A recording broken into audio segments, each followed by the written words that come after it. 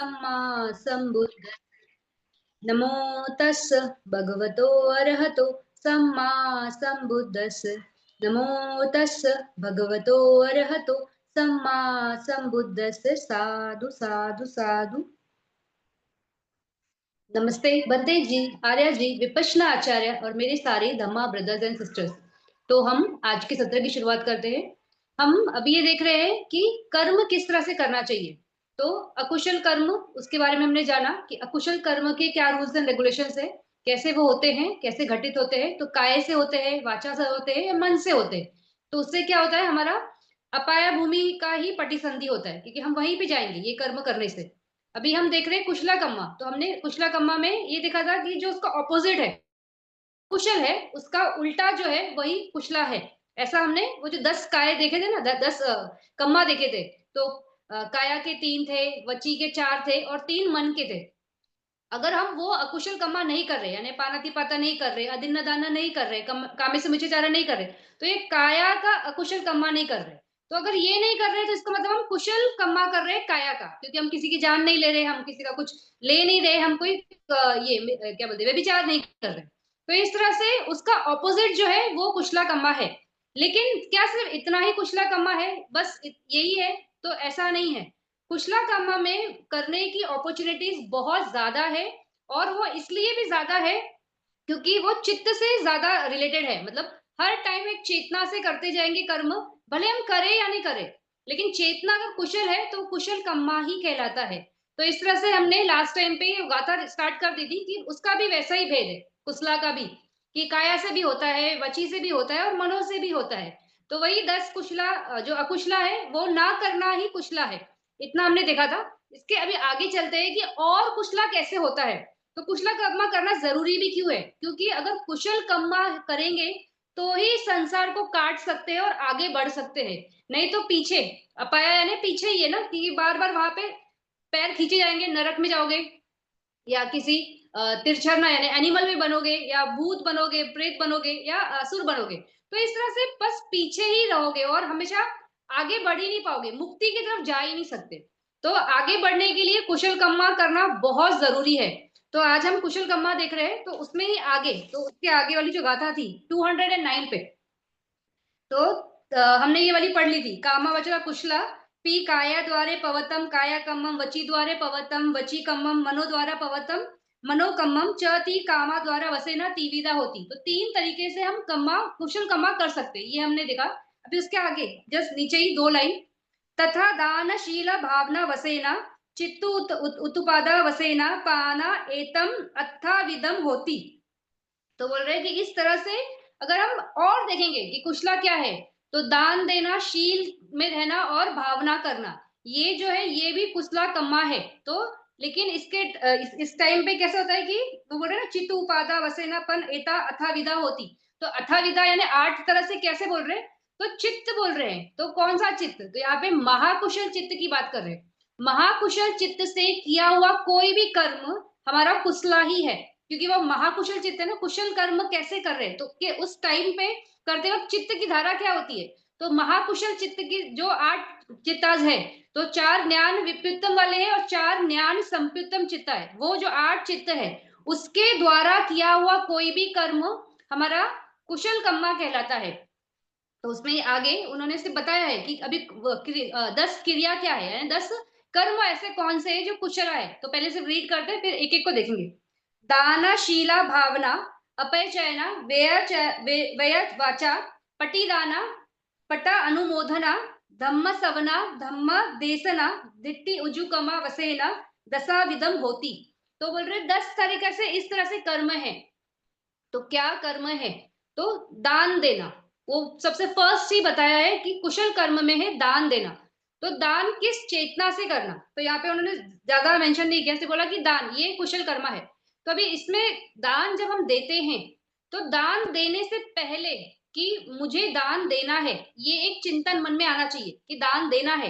यानी क्या हो गया वहां पे, हम लोभ के बारे में नहीं सोच रहे, हम अलोभ के बारे में सोच रहे, यानी किसी चीज को छोड़ना, वो है लोभ, यानी किसी चीज को पकड़ना। तो हम यहाँ पे सबसे पहले तो मानस में हमारे अलोभ की एक भावना है कि मुझे किसी को देना है, तो कुछ देना है, तो अपने आप से हटाना है उस चीज़ को।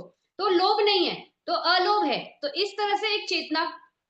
फिर जब हम एक्चुअली वो सामान देंगे, तो वो कर्म करते वक़्त मन में चेतना भावना कि अरे मैं इसको ये दे रहा हूँ, दे रही हूँ, तो इसका ऐसा-ऐसा उसको फल मतलब उसको इसका बेनिफिट हो, जो भी है। तो वैसा एक चेतना। फिर देने के बाद मन में एक होता है ना कि अरे मैंने इसको ये दिया, तो ऐसी एक चेतना। तो इस तरह से जैसे अकुशल कर्म करते वक़्त भी 3 चेतना थी, तो पुब्बे चेतना, मुंच चेतना और अपार चेतना। उसी तरह कुशल कर्म में भी कर्म करते वक़्त 3 चेतना साथ चलती है। तो पुब्बे चेतना यानी पहले दान देने से पहले तो मन में मानस में ये ख्याल आना कि अरे मुझे दान देना है, तो ये पहला। फिर दान देने के लिए मान लो चीज आपके पास है नहीं, तो आपको उसको कमाना पड़ेगा या किसी से बोरो करना है, मतलब जैसे भी आप उसका व्यवस्था करोगे, कहीं से मंगवाना है कि या खुद ही बनाना है, जो भी है। तो वो जो दान देने से पहले की जो प्रोसीजर है, तो वो सामान को इकट्ठा करना, उसके लिए मेहनत करना, उसके बारे में सोचना, चिंतन करना, ये सब पुब्बे चेतना में आएगा। फिर जब हम दान एक्चुअली सामने वाले को दे रहे हैं, तो उस वक़्त देते वक़्त मन में जो भी ख़्याल आएँगे कि ये मैं इसको दे रहा हूँ, कोई हम किसी की सुविधा के लिए कोई चीज़ दे सकते हैं, किसी को बल के लिए कोई चीज़ दे सकते हैं, कोई जैसे मेडिसिन दे रहे हैं, तो उनके आरोग्य के लिए दे रहे हैं। तो इस तरह से अलग-अलग चीज़ जो भी हम दे रहे हैं, तो हमारे मानस में वो चिंतन कि इससे इसका ये भला हो जाए। जैसे कोई बीमार है और हम उसको मेडिसिन दे रहे हैं, तो हम सोचे कि चलो इतने दिन से ये परेशान है, तो इसको मैंने ये दिया तो इससे इसका भला हो। तो देते वक़्त भी मन में वो चिंतन है, तो इसको बोलते हैं मुंच चेतना। फिर देने के बाद अगर मान लो मेडिसिन की अगर हम ये एग्ज़ाम्पल कंटिन्यू करते, तो देने के बाद हमारे मानस में ये कि अरे उस दवाई से इसका ये फला-फला जो भी बीमारी है वो ठीक हो जाएगी। तो वो पर्सन फिर से हेल्दी हो जाएगा। तो यानी मन में ये चेतना कि उसका भला हो और वो एकदम हेल्दी हो जाए। तो इस तरह से देने के बाद भी एक चेतना चल रही है। तो हर लेवल पे चेतना है। देने से पहले भी चेतना है, देने के वक़्त भी चेतना है और देने के बाद भी चेतना है। तो ये जो चेतना चल रही है, ये कुशला है या अकुशला है, उससे ही आपका रिज़ल्ट डिसाइड होता है, उस कम्मा का कैसे आपको मिलेगा। तो मान लो देने से पहले मन में ये चेतना है कि मुझे देना है। देते वक़्त भी दे रहे हैं, लेकिन देने के बाद मन में ख़्याल है, अरे! अपना जितना लेवल था उससे मैंने बहुत ज़्यादा दे दिया। अभी इस वज़ह से मुझे ये थोड़ी परेशानी होगी क्योंकि मेरे पास अभी इतने पैसे बचे नहीं खुद के लिए, तो ऐसा मानस में आ सकता है। तो उस वज़ह से क्या होता है कि देने के पहले चेतना अच्छी थी, देते वक़्त भी अच्छी थी, लेकिन देने के बाद में मन में थोड़ी-सी खटास आ गई, यानी अकुशला आ गया कि अरे! मतलब अफ़सोस कर रहे हैं, तो उसको बोलते हैं कुकुचा, यानी उसके बारे में चिंतन है, मन में वरी आ गया। कि अरे मैंने ज़्यादा दे दिया, मुझे इतना मेरा कैपेसिटी नहीं था। तो उस हिसाब से मन क्या क्या हुआ वहाँ पे वो क्वालिटी आपने बदल दी। फिर इसमें ऐसा भी हो सकता है कि देने से पहले बहुत खुश है, देते वक़्त ऐसे हो जाए कि अरे, अरे, अरे! मुझे तो नहीं देना था, लेकिन उस टाइम पे मैंने बड़े उत्साह से सोच लिया कि मुझे देना है और अभी मैं देने चला भी आया हूँ। लेकिन देते वक़्त मन में वो खटक आ जाए कि अरे, मुझे नहीं देना था। तो बीच में मतलब एक्चुअल एक्शन करते वक़्त मन में खटास आ गई और देने के बाद भी फिर वो तो अफ़सोस ही चलेगा कि अरे, मतलब नहीं देना था मुझे, इतना वो होना नहीं था। तो इस तरह से जो हर लेवल पे आपका अगर चेतना चेंज होते जाता है, अगर वो स्टार्टिंग में मान लो कुशला है, नहीं मुझे देना है, बहुत उत्साह है, देते वक़्त भी बहुत उत्साह है, देने के बाद भी बहुत उत्साह है, तो ये कुशला, कुशला, कुशला, कुशला इस तरह से है। तो कर्म तो देखो तीनों जगह हो रहा है। देने के पहले अगर मन में खटास आ रही है, बीच में खटास आ रही है या देने के बाद खटास आ रही है, कहीं भी। तो 3 कैटेगरी में हमारा एक ही कर्म 3 कैटेगरी में चला गया, अगर हमने वैसा करा है तो।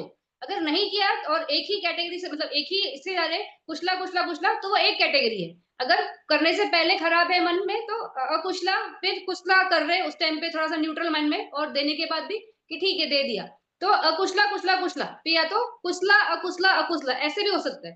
तो जैसे भी आप अपनी चेतना के हिसाब से कर्म तो देखो सबने किया, यहाँ पे हो तो रहा है, लेकिन क्वालिटी बदलते जा रही है। क्वालिटी किस चीज़ की? क्वालिटी आपकी रिज़ल्ट की। तो जितनी शार्प उसका रिज़ल्ट आना था, उतना शार्प रिज़ल्ट नहीं आएगा, यानी उतना अच्छा रिज़ल्ट नहीं आएगा। इस तरह से हम दान के टाइम ये मुझे लगता है बहुत लोगों को अनुभव हुआ होगा, काफ़ी टाइम कि करते वक़्त कि अरे ऐसा-वैसा ताल-मटोल चलता है। क्यों? क्योंकि हर एक इंसान अपनी कैपेसिटी के हिसाब से सोचता है ना, तो कैसे होगा, कैसे नहीं होगा, फिर कितनी मेहनत करनी है, जो भी है। तो इसलिए ये लेवल दान मतलब बहुत बारीक है। करते वक़्त इसमें बहुत चेतना बहुत स्पष्ट होनी चाहिए कि क्यों कर रहे हैं, कैसे करना है और इससे करने से क्या होता है। तो इस तरह से चेतना बहुत क्लियर हो तो आपका दान का फल भी बहुत बड़ा आता है। फिर दान करते वक़्त ये चीज़ मन में बहुत क्लियर होनी चाहिए कि दान किस लिए? बहुत लोग होते हैं जो सिर्फ़ लोगों को दिखाने के लिए दान करते हैं, कि 10 लोग देखेंगे कि इस फला-फला व्यक्ति ने ये दान किया। तो लोगों को दिखाने के लिए जब दान किया जाता है उसको बोलते हैं हीन कम्मा, यानी बहुत ही नीचे दर्जे का। कर्म तो है, कुशला कम्मा है, लेकिन हीन यानी उसका जो रिज़ल्ट आएगा ना, बहुत ना के मतलब छो छो बहुत हल्का-फुल्का रिज़ल्ट आएगा। इसलिए क्योंकि वो कर्म कैसा है, लोगों को दिखाने के लिए। फिर एक टाइप ऐसा होता है कि कुछ लोग होते हैं जो देते वक़्त ऐसे सोचते हैं कि मतलब दूसरों को नीचा दिखाने के हिसाब से करते हैं ना कि मेरे जैसा कोई नहीं दे सकता है। तो वो भी हीन कम्मा में ही आता है। फिर जब हम ये होते हैं दान करते हैं, तो दान देते वक़्त मन में ये होता है कि ऐसे हम सुनते हैं ना हमेशा कि 1 दोगे तो 2 मिलेगा। तो बहुत लोग ऐसे इस कैलकुलेशन से चलते हैं कि मैं यहाँ पे किसी को एक सपोज़ मान लो टू व्हीलर दे रहा हूँ गिफ्ट में, तो मुझे कार आएगी फ्यूचर में, तो मैं उस कुछ तो उसको चाहिए, मतलब उसके बदले में कुछ आना चाहिए। तो इस तरह से कुछ पाने की अपेक्षा से किया हुआ दान, वो मध्यम लेवल का होता है, क्योंकि दे तो रहे हैं, दान देने में प्रॉब्लम नहीं है। लेकिन एक मन में अपेक्षा है कि फ्यूचर में इसके इस कर्म से मुझे ऐसा मिले। तो इस तरह से किया हुआ दान जो होता है वो मध्यम चेतना से किया हुआ ये होता है, दान होता है।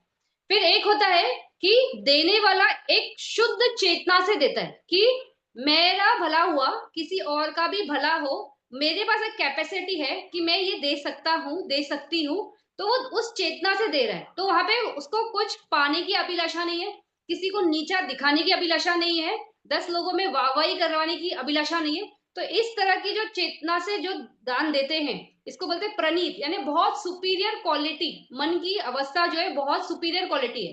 तो उस तरह का दान ही करना चाहिए, किसी को नीचा दिखाने के लिए नहीं, क्योंकि हर कोई अपनी कैपेसिटी से करेगा। जिसके पास जितना है वो अपने हिसाब से देगा, तो उसमें नीचा दिखाने वाली कहीं बात नहीं होनी चाहिए। किसी को 10 लोगों में भी हमारी वाहवाही हो कि इसने ये दिया, तो वाहवाही के लिए भी नहीं होना चाहिए। तो वो एक ईगो है ना, मान है, तो ये नेगेटिव है, ये अकुशला है। तो अकुशला के साथ दान करोगे तो कुशला कहाँ से एक्सपेक्ट करोगे कि मेरा भी बहुत अच्छा होगा? नहीं होगा। तो कभी भी इस भावना से ही दान देना है कि जैसे मुझे लाइफ में अच्छे फैक्टर्स है, मतलब बहुत सुविधा है, ये है, वो है, तो उस तरह से दूसरों को भी हो और दूसरों को भला हो। तो जो भी है, तो एक भंते का तो स्टोरी भी है इसमें कि उन्होंने सिर्फ एक फूल का दान किया था। बड़ी शुद्ध चेतना से उन्होंने एक शायद अरंत भंते को दान देते। तो उस वजह से वो लाखों कल्प सिर्फ सुगति भूमि में जन्म लिए थे, लाखों कल्प, और उसमें भी काफ़ी टाइम वो सखा बन के जन्मे थे। तो एक फूल, लेकिन चेतना बड़ी शुद्ध, तो उस वजह से क्या रिज़ल्ट आया, इतना अच्छा रिज़ल्ट आया। तो इस तरह से सिर्फ फूल का दान दे रहे हो, पानी भगवान बुद्ध के सामने रख रहे हो, कोई है प्यासा है, उसको 1 ग्लास पानी ही दे दिया, तो जो भी है, चीज़ वस्तु के ऊपर भगवान बुद्ध ने दान में कहीं नहीं बोला है कि आपने इतना हीरा जड़ित दिया तो ही होगा, इतना भारी ऐसे सोने का ये होगा तो ही होगा। वहाँ पे वस्तु की ये क्या बोलते हैं इसके वैल्यू पे बात नहीं है, चेतना पे ही बात की है भगवान बुद्ध ने। तो किस चेतना से दे रहे हो, तो वो बहुत इंपॉर्टेंट है। जैसे भगवान बुद्ध का भी है, वो जब तावा तिमसा वर्ल्ड से अभिधम्मा का देशना देके उतरते हैं, तो उस टाइम पे उनका जो ये सेंड ऑफ होता है कि वो जा रहे हैं, अभी ऑफिस से धरती पे आ रहे हैं। तो धरती पे आने के टाइम एक साइड पे देवास होते हैं, एक साइड पे ब्रह्मा होते हैं, पूरे बीच में सोने की सीढ़ी होती है, हीरे हीरे की सीढ़ी होती है, सोने की सीढ़ी पे सारे देवास होते हैं और शायद ब्रह्मा सब सिल्वर की सीढ़ी पे होते हैं। फिर वो वहाँ पे पंखा करते हैं और वो पूरा रत्न जड़ित उससे उतरते। तो जब लोग देखते हैं, उस टाइम पे ऐसा भगवान बुद्ध के मानस से हुआ था कि उन्होंने ये चेतना की थी कि मुझे या देवलोक से उतरते हुए सारे देवास देख सकते, सारे मनुष्य देखेंगे और सारे तो उस टाइम पे निराया लोक भी खुला था। तो वो भी सब देखते हैं। तो जब सब देखते हैं कि इस तरह का वैभव भगवान बुद्ध का है कि वो इतना मतलब अच्छे इसमें मतलब आ रहे हैं और मतलब कल्पना के परे कि इतना किसी का ग्रैंड वेलकम या सेंड ऑफ हो सकता है क्या? तो भगवान बुद्ध बोलते हैं इसमें कोई बड़ी बात नहीं है, ये कंडीशन है। मैंने ऐसा किया है कुछ जिसकी वजह से विपाक है। ये ऐसा नहीं है कि मैं बुद्ध हूँ इसलिए मुझे इतना स्ट्रॉन्ग ऐसे मिल रहा है। तो मैंने किया है। तो उन्होंने एक टाइम पे एक पगोड़ा में झाड़ू मारा था और वहां पे एक झंडा लगाया था, तो वो पगोड़ा जो था उनके बेटे का था जो बोधिसत्व था और गुजर गया था, तो उन्होंने वहां पे क्लीन किया था वहां पे। तो पगोड़ा साफ करना और वहां पे झंडा लगाने की वजह से ये हुआ कि सब भगवान और ब्रह्मा उन पे छतरी लेके उनको नीचे लेके आते हैं और वो साफ रहता है ना, साफ करते हैं साफ सफाई, तो इतनी रत्न जड़ित जो सीढ़ियां हैं उससे उतरते। तो इस तरह से सब कुछ कंडीशंस है, कॉज एंड कंडीशन है। जिस चेतना से आप जो करोगे वैसा ही रिजल्ट आएगा। तो बहुत लोगों को लगता है कि दान इस तरह से किया तो ऐसा नहीं करना चाहिए, वैसा नहीं किया, किसी को भी ये क्या बोलते हैं, हस्तक्षेप नहीं करना चाहिए कि कौन कैसा दान कर रहा है। हर एक को मालूम है क्या है, और हर दान के पीछे एक ये है, क्या बोलते हैं, उसका मीनिंग है। कि आप फूल देते हो तो उसका मीनिंग अलग है, पानी देते हो तो उसका मीनिंग अलग है। तो हर एक का, लेकिन उसका रिजल्ट में कुछ वो नहीं है। आपने पानी अगर शुद्ध चेतना से दिए तो ऐसा नहीं है कि सिर्फ आपको पानी मिलेगा, आपको बहुत कुछ, क्योंकि पानी एक समाधान है ना, तो एक लाइफ में एक इंपॉर्टेंट फैक्टर है। तो पानी का दान सबसे श्रेष्ठ दान होता है। तो इस तरह से चीज क्या है वो मायने नहीं रखती है, मायने रखता है कि आप किस चेतना से दान दे रहे हो। तो दान इस तरह से करना चाहिए। तो कुशल कर्मा है, दान देना बहुत कुशला है, लेकिन दान देते वक्त हमें ये देखना है, अपने आप को चेक करना, कभी भी दान देते वक्त लेवल्स पे चेक करना। दान देते वक्त मानस को देखना कि कैसा है मेरा मानस। हाँ, बहुत उत्साहित है यानी कुशला है, करने के पहले उत्साह है। करते वक्त ध्यान देना कि अब जब दे रहे हैं तो उस टाइम देखना कि कैसा है। मन में अगर खटास आई तो थोड़ा रुक जाओ। अगर लग रहा है ना कि मन थोड़ा सा गड़बड़ा रहा है, अभी इतना उत्साह नहीं है या ऐसा लग रहा है कि सही नहीं है, तो थोड़ा सा रुक जाओ, चित्त को पलटने दो। चित्त पलटा फिर दान दो। उसके बाद देने के बाद भी उसका अनुमोदन जो है मन में, कि मैंने इतना दान दिया, कितना कुशला है, अच्छा है। तो इस तरह से समझ के दान देना है कभी भी। फिर दान देते वक्त दान का रिजल्ट कैसे आता है? तो दान का रिजल्ट इस मायने में आता है कि हमारा चेतना कैसा है, फिर किस अंडरस्टैंडिंग से दे रहे हैं। यानी वहां पे एक नॉलेज है कि ये मैं जो कर रहा हूं ये करने से अच्छा होगा, मतलब कॉज एंड इफेक्ट कंडीशंस वो मालूम मालूम होनी चाहिए। फिर अगर आपने उसको और अच्छा फिल्टर करना है, यानी और स्ट्रॉन्ग करना है उसको, कुशला कर्म को, तो मन में ये थॉट हो कि विपश्यना ज्ञान भी हो कि अनित्य है, अनात्मा है, और दुख बोध की हर चीज बदलता है संसार में। आज किसी के पास कुछ नहीं है तो उसका भी कंडीशन बदलेगा, किसी के पास है तो वो भी बदलेगा। सब कुछ बदलते रहता है, कुछ भी हमेशा शाश्वत नहीं है, हमेशा स्टेबल नहीं है, परमानेंट नहीं है, नित्य है, नित्य नहीं है, अनित्य है। तो इस तरह से, तो ये अगर अंडरस्टैंडिंग से करोगे तो उसमें और क्वालिटी बढ़ती है, जो हमारी ये दान होती है ना उसकी। फिर दान हम जब देते हैं तो सामने वाले का पात्र कैसा है वो भी इंपॉर्टेंट है। पात्र मतलब कितना शीलवान पर्सन है। एक तो पहला हमारा शील, कि हम, हमारा शील कैसा है। तो अगर हम शीलवान है तो हमारा क्वालिटी ऑफ देना चित्ता का बहुत अच्छा रहेगा, तो वहां पे हमारी क्वालिटी बढ़ गई। फिर जिसको हम दे रहे हैं अगर उसका भी शील बहुत अच्छा है तो उसमें क्वालिटी ऑफ हमारा दान का और ज्यादा बढ़ जाएगा। अगर मान लो कि आपने किसी रास्ते पे जा रहे और किसी ऐसे भूखे को बैठे हुए देखा और आपको बहुत करुणा आई, आपने दिया, आप यानी शीलवान हो, आपके मन में करुणा है, चेतना आई, दिया। लेकिन वो पर्सन को जब आप देने जा रहे हो कुछ तो बोलेगा कि नहीं नहीं मुझे पैसे नहीं दो, मुझे खाने को मत दो, मुझे पैसे दो, मुझे दवाई लेने, कुछ भी झूठ बोल के आपसे पैसे ले लेगा। और पैसे लेके अगर मान लो उसने ड्रिंक किया तो वो शीलवान नहीं था। तो उसके जैसे आप, आपका तो दान था लेकिन उसकी क्वालिटी जो थी, जो जिस भूमि में गया वो पुण्य क्षेत्र नहीं था, तो उसका रिजल्ट पुण्य नहीं आएगा। मतलब आपको कुछ गंदा या बुरा होगा वैसे नहीं, लेकिन बहुत ऐसे अच्छा क्वालिटी का उसका रिजल्ट नहीं आएगा। रिजल्ट आएगा ठीक ठाक आएगा, बहुत नॉर्मल। लेकिन वही किसी पुण्य क्षेत्र में आपने जब दान दिया तो उसका रिजल्ट बहुत बड़ा आता है। तो पुण्य क्षेत्र में दान देना है, सामने वाला शीलवान हो, हम भी शीलवान हो। फिर हमने जो चीजें जमा की है दान के लिए, तो वो चीज भी हमारी आजीविका सम्यक हो, उसमें से दान हो। ऐसा नहीं कि हम ये गए लॉटरी निकाला, या तो हमको बेटिंग का आदत है और हमने करोड़ों जमा किए, तो हम, हमारे मानस में ऐसा है कि करोड़ का लॉटरी लगा तो 5 लाख का दान करूंगा, ये इतना आया तो इतना, तो मतलब वो इजी है, वो मनी इजी है पाना ना, कि हाँ गए कहीं पे पत्ते खेल के आ गए, कहीं डाइस से खेल कर आ गए और आपने 1 करोड़ रुपए ऐसे जमा कर लिया और दे दिया। वैसा वाला नहीं, वैसा आजीविका सम्यक नहीं है। तो आजीविका सम्यक हो, चेतना सम्यक हो, फिर देने वाले के देने वाला जो क्षेत्र है वो पुण्य क्षेत्र हो, अपना भी शील में स्ट्रांग हो। तो इस तरह से हर क्वालिटी पे अगर आप ध्यान दोगे और करोगे दान, तो दान का लेवल बहुत हाई होगा। दान का लेवल अगर हाई होगा तो उसका रिजल्ट भी बहुत अच्छा आता है। तो बहुत हाई लेवल का दान तो देखो सभी कर रहे हैं, कोई जान के कर रहा है, कोई अनजाने में कर रहा है, और कोई देख के कर रहा है किसी को। तो सब तरह से लोग दान करते हैं, लेकिन दान को अगर अंडरस्टैंडिंग से करेंगे तो हम वही एक्शन को बहुत बड़े लेवल पे ले जा सकते हैं। तो इस तरह से समझते हुए करना है कि क्यों करना है, कैसे करना है, पूरी बात समझते हुए करेंगे तो उसका फल बहुत आता है। तो ये है दान का। फिर शील का, तो शील में रहना क्यों कुशला है। तो शील में हमारे जैसे पंचशील है, तो पंचशील में क्या आता है कि ये नहीं करना, ये नहीं करना, ये नहीं करना। सारी चीजें हम जब देखते हैं कि किसी का जान नहीं लेना, फिर व्यभिचार नहीं करना, झूठ नहीं बोलना, फिर ड्रिंक्स नहीं करना, तो इस तरह से जो भी है, मूसावादा नहीं करना, तो ये सब नहीं करने से क्या होता है, हम कोई गलत कर्मों में नहीं फंसते हैं। क्योंकि किसी को मारना गलत कर्म है, अकुशला है। फिर झूठ बोलना अकुशला है, तो उसका उल्टा कर रहे हैं हम। तो उल्टा कर रहे हैं यानी क्या है, हम कुशला कर रहे हैं। तो शील में इस तरह से रहना है। तो शील भी कैसे होते हैं, तो पंचशील होते हैं, जो नॉर्मल हर हर ह्यूमन बीइंग के लिए ये पंचशील 100% फॉलो करना चाहिए।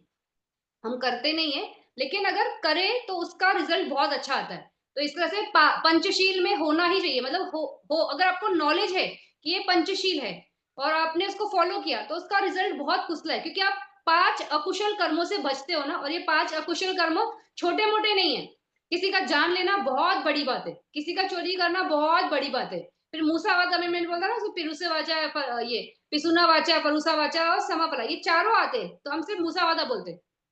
तो इस तरह से वाची के हमारे 4 अकुशला बच जाते हैं।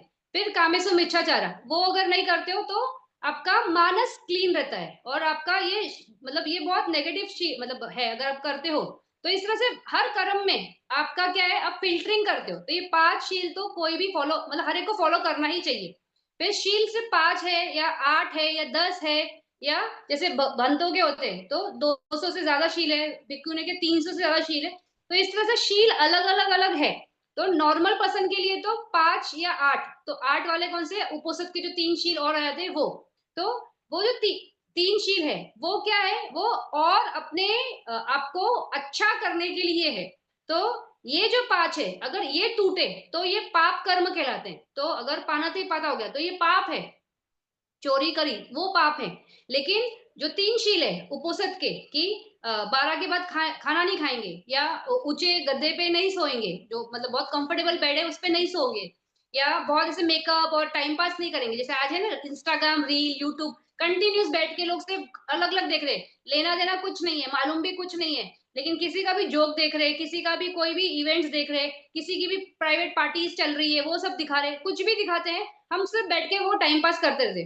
तो ये जो है 3, ये अगर टूटते हैं तो ये पाप में कन्वर्ट नहीं होते। जैसे किसी 12 के बाद नहीं खाना है, किसी ने खा लिया तो बहुत बड़ा पाप नहीं हुआ, लेकिन आपका मन का एक जो ये था, प्रैक्टिस था, और उसको स्ट्रांग बनाने का, वो थोड़ा कच्चा पड़ा, और उससे जो रिजल्ट आना था वो रिजल्ट नहीं आएगा। यानी सिर्फ आपका फल जो आना है उस शील को फॉलो करने से, वो फल में भेद हो जाता है, यानी आता नहीं है, लेकिन वो पाप में कन्वर्ट नहीं होता है। तो इस तरह से हमें समझना है कि उपोषद के शील अगर जो 3 है वो टूटते हैं तो पाप नहीं होता है, लेकिन अपने आप को फिल्टर करने के लिए, अपने आप को मजबूत करने के लिए। और उस दिन हम एग्जैक्टली वो 3 शील एक्स्ट्रा क्यों लेते हैं, क्योंकि कोई भी जो अरंत होता है वो अपने पूरे जिंदगी में इन शीलों के हाथ रहता है। तो एक दिन तो किसी अरिया के हिसाब से रहे।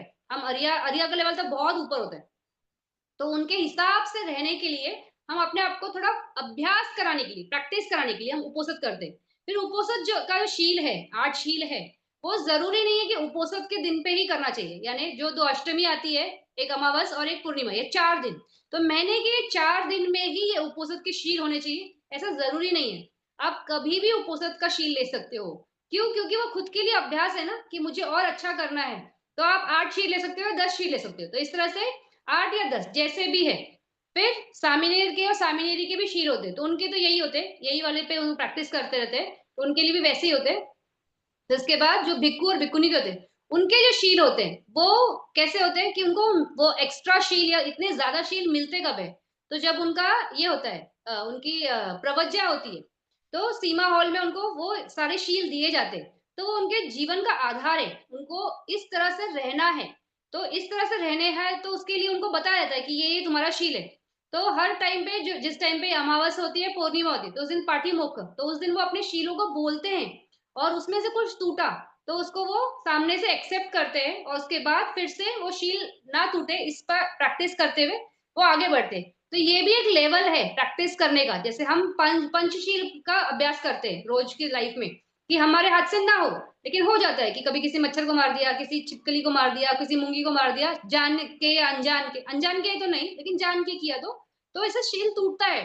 फिर कोई ऐसा होता है ना, कोई बहुत ट्रिकी सिचुएशन में हम फंस जाते हैं, तो ऐसा लगता है सामने लोगों का सच बोला तो यहाँ पे तो बवाल हो जाएगा, तो उसको ना बोलकर हम जवाब नहीं देते हैं और हम साइलेंट होके निकल जाते हैं, तो वो भी वो सामने वाला पूछ रहा है अगर आपको और आपने जवाब नहीं दिया, ना दिया तो भी वो मूसावादा में होता है क्योंकि आपको जवाब मालूम है लेकिन आप नहीं बोल रहे, थोड़ा सा डिप्लोमेटिकली जा रहे हो वहां पे। तो इस तरह से शील हमारा जो पंचशील है उसको अगर हमने मेंटेन किया तो भी बहुत है अपने आप को कुशला में रखने के लिए, क्योंकि कुशला का उल्टा कुशला है, तो ये पंचशील में तो सारे अकुशल कर्म आ जाते हैं, तो हम कुशला में ही हैं। तो इस तरह से ये शील के। फिर इसके है भावना। तो भावना यानी क्या कि कोई भी चीज पे अपना मन को रखना और उसके बारे में सोचना, तो उसको भावना। तो भावना में क्या है इसमें, तो भावना में जो हम ये करते समाधि का अभ्यास करते, जो आनापान हम हमारा आलंबन आनापान है, तो उसके थ्रू हम समाधि की तरफ जा रहे हैं। तो ये समाधि या तो विपश्यना, दोनों को ही भावना में रखते हैं। तो आप या तो ये समाधि का अभ्यास करते करते ध्यान डेवलप कर रहे हो, तो रूप भूमि में या अरूप भूमि में उत्पन्न होने के लिए, या आप विपश्यना का प्रैक्टिस कर रहे हो, हर क्षण नाम रूप में नित्य अनित्य बोध, दुख बोध और अनात्मा बोध इस लखन के साथ काम कर रहे हो, तो वो भी भावना कहलाती है। तो ये भी कुशला है ना, क्योंकि जो ये है अगर मान लो समाधि हम इसलिए कर रहे हैं कि हमें रूप भूमि में जाना है या अरूप भूमि में जाना है, तो उस टाइम पे क्या होता है, वो समाधि या ध्यान कब डेवलप होता है, जब आपके 5 निवरण ये होते हैं पीछे हटते, वो कटते ही नहीं है, क्योंकि सिर्फ मग्ग फल है जो किसी भी जड़ को किसी भी अकुशला को जड़ से काट सकता है। लेकिन ये जो समाधि है, समाधि में जड़ नहीं कटती है, लेकिन वो साइलेंट हो जाते हैं या वो इतने दुर्बल हो जाते हैं कि उस टाइम पे वो उत्पन्न नहीं होते। तो इस तरह से 5 जो निवरण है, तो काम छंद है, व्यापाद है, विचिकिचा है, तीन मिद्दम है और कुकुचा है। तो इस तरह से ये जो 5 निवरण अगर हटे, तो समाधि में कोई भी ये होता है, एस्टैब्लिश होता है और उससे रूप भूमि या अरूप भूमि में जाएगा। तो काम छंद कुशला है, उससे अगर हटे तो कुशला ही है ना। तो वैसे ही तीनम इदम यानी आलस करना, कुछ नहीं करना, तो वीर्य नहीं होना, तो वो भी अकुशला है। तो उसी तरह से विचिकिचा, विचिकिचा में हम इस पे बोलते हैं कि सत्य को नहीं जानते, मतलब डाउट है कि ये चीज ऐसी है क्या, प्रमाणित है क्या, तो मतलब सिर्फ क्वेश्चन आंसर, विवाद और इसमें पड़े रहना, तो वो विचिकिचा में आता है कि डाउट कर रहे हैं, तो ये भी अकुशला है। फिर उसी तरह से जो ये क्या तीन नमिद्धम है, फिर कुकुच है, तो कुकुच यानी वरी करना, कोई चीज किया तो बेचैनी कब आती है, तो हमने कुछ अगर गलत किया है तो ही मन में बेचैनी आती है, उसके बारे में डर लगता है कि अरे मैंने जो किया ये तो बड़ा भयंकर था, पाप लगेगा, ये वो फलाना फलाना जो भी मन में आता है, तो एक चिंता, एक चिंतन, एक बेचैनी, पश्चाताप, हाँ पश्चाताप जैसे ही। तो इस तरह से ये सारे अकुशला है ना। तो समाधि में हम जब जा रहे हैं तो हम अपने आप को क्या कर रहे हैं, कुशला धम्मा में एस्टेब्लिश कर रहे हैं। और जो रूप भूमि है या अरूप भूमि है वो कोई ऐसे आम जाम भूमि नहीं है, मतलब इतना नॉर्मल नहीं है वहां पहुंचना, तो बहुत कुशला होगा तो ही आप जा सकते हो। तो ये भी कैसे देव काम सुगति है, देव भूमि के ऊपर वाली भूमि है, तो इतनी ऊपर वाली भूमि है तो महाकुशला वाली होगी ना, तो अच्छा कर्म करोगे तो ही जाओगे। तो और जैसे आप समाधि के लिए अगर मान लो पूरी जिंदगी एक ध्यान के लिए डेवलप करने के लिए बैठे हो, तो उस टाइम पे आप सिर्फ उस ध्यान की वजह से क्या हो रहा है, ना बाहर जाके कहीं पानाती पाता कर रहे हो, ना काम से मिर्चाचारा कर रहे हो, ना किसी से झूठ बोल रहे हो, ना किसी से झगड़ा हो रहा है, ना गाली गलौज हो रहा है, कोई भी ये जो जो चल रहा है, प्रपंच चलता है अकुशला का, उन सब से आप हटते हो, दूर हटते हो, तो वो कुशला ही है ना। तो इस तरह से भावना में जो समाधि है वो कुशला है।